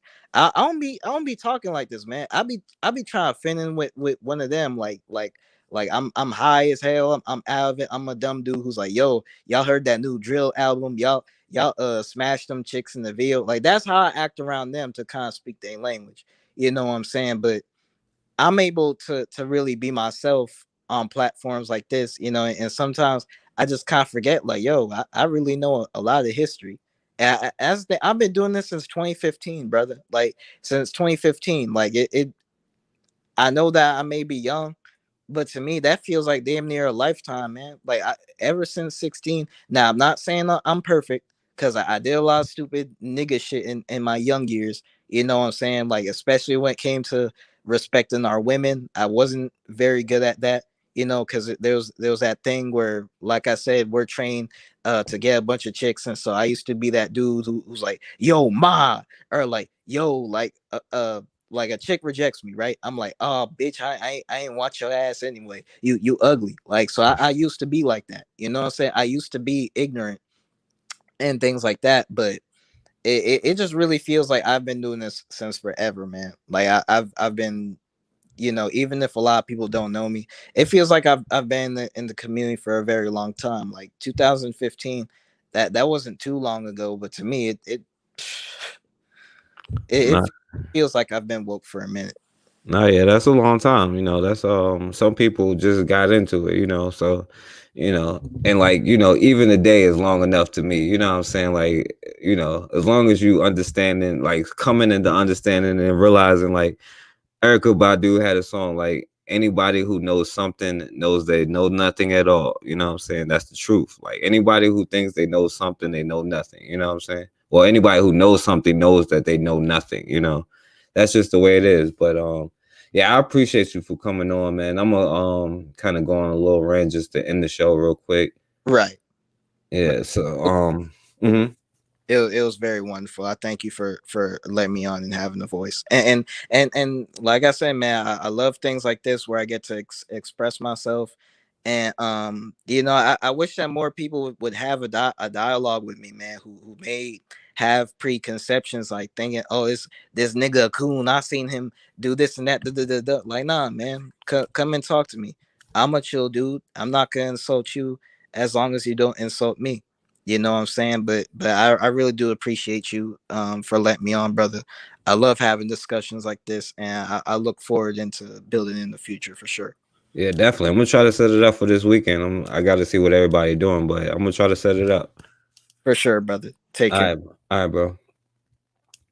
Well, yeah, man, I appreciate the brother Ryan Silly for coming on. I appreciate my brother Bakari for coming on. You know what I'm saying? But the show kind of went left, but it was really a part of the discussion and what we was talking about, and that's internal, the internal problem, internal conflicts that we have with each other. Now, I personally feel like our relationships and relationship issues is one of the main core problems that we have, because to solve your issues, first you have to have the strong family unit. And then once you have a strong family, you can have a strong neighborhood, then a strong community, a strong city, a strong nation. Matilda said, integration created many problems in our community where our people were once in family structures. Children grew up watching parents and learned what a family is comprised of. And that's exactly it. And that's the whole issue, like, because it's not just men, it's not just women. We're all growing up in these homes. Now, like, luckily, like, I had both of my parents there, but they weren't as informed on the issues, so they couldn't inform me on the issues. You understand? So integration was definitely a part of, and I say this is my theory. Integration was a counter move by the enemy. A lot of people say black people fought for integration, but I really think that integration was a counter move to the Black Power movement, because they were trying to get equal funding, not integration. But it was Thurgood Marshall and the NAACP, who was a white organization, who fought for integration. And that destroyed our relationship with ourselves. That destroyed black schools, because that's the first goal, is to get the minds of children. Our enemies recognized that it was easier to make a slave out of a child than it was out of somebody who has known freedom. And even though that black teachers had to teach out of a Jet magazine, which taught real black history at one point, even though they had to teach out of a Jet magazine, they were still learning the true history. But then they started going to schools where they learned Christopher Columbus discovered America, where they learned Abraham Lincoln was a leader, a hero, a black hero, where they learned a whole bunch of garbage, but they learned nothing about themselves. They learned nothing about this culture. They learned nothing about what they're going through. They don't know who they are. And if we don't know who we are, we have an internal conflict that's already within ourselves. So if you got to seek therapy or whatever it is that you got to do to get that internal conflict out yourself, nothing's going to ever change until you change yourself. Because while we have generations telling their children, oh, your dreams aren't going to work, your vision isn't real, you got to assimilate into the society and keep your head down and keep it moving, and you'll be all right. That's a defeatist mindset and an eternal conflict that we have to have. Why are we sitting here scamming each other, robbing each other, stealing from each other? And then we look down on each other, but then when somebody else comes around, we give them a pass, but then behind their back, then we talk. It's that internal conflict. You know, if workers band together against the company, they have more power than that company. You know, if enough people disagree with this government, then this government couldn't sustain itself. But no, they tricked and found a way to have people who the government exploits and dominates and controls and kills and punishes and turns into slaves. They found a way to get them to fight for their very system. If I can understand what Lyndon LBJ was thinking, and or how he was able to say, I'll have those niggas voting Democrat for the next 200 years. And then 60 years later, we're still doing it. If I can find a way to get that in our community, I'll say I have these niggas to be building their own country for the next 200 years. But we get so caught up on the symptoms than the actual root of the problem. We argue about our sneeze, what type of cough we have, as opposed to the flu, or in this case, as opposed to the COVID. Right? And we are in a situation where all of that stuff is going out of the window, because people aren't going to have the jobs, because in some cases, we only look at each other by the amount of money we make. And my brother, I'm pretty sure my brother would have mentioned, men are only loved by how much they provide.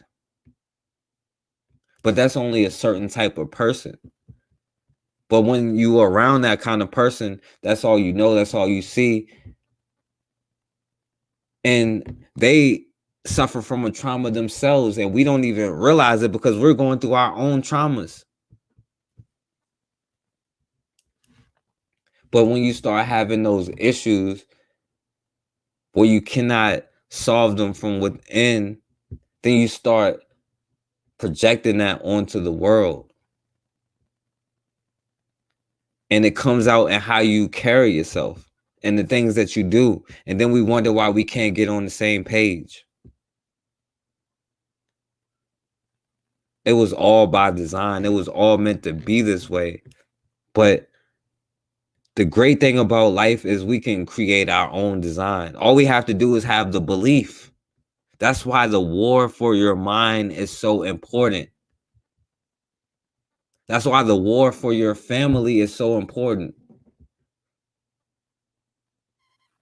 Because if you identify as a Black identity extremist, oh Lord, they're going to come and get us. You better calm down. You better not say that. You better apologize or they're going to take it away. What else can they take away? At the end of the day, we are all we got. And like Matilda said, the creation of chaos, that's how a psychopath stays in control. Creating chaos to keep the people at division, in their tribal divisions. And gender war is a part of that tribal division. But it's all kind of tribal divisions that we create, where we come from, what we look like, which leader we think is the best. But that's all a part of it, you know. But again, man, I appreciate all of y'all. Hopefully, you know, we'll be able to get these shows going on like throughout the weekend. Hopefully, one of the next shows will be me and Bakari with you know, the whole Marcus Garvey versus Ida B. Wells thing. Because I think, especially after this conversation, that's a very important conversation. Because here is a sister who stood up and did her thing, a brother that stood up and did his thing, right? And then we definitely have to have this conversation with my brother Ryan. And you know, I wish my brother Bakari would have stayed on just a little bit longer, because I know like he liked these kind of conversations. And I wish my sister Blue could have came on. But I thank all of y'all for watching.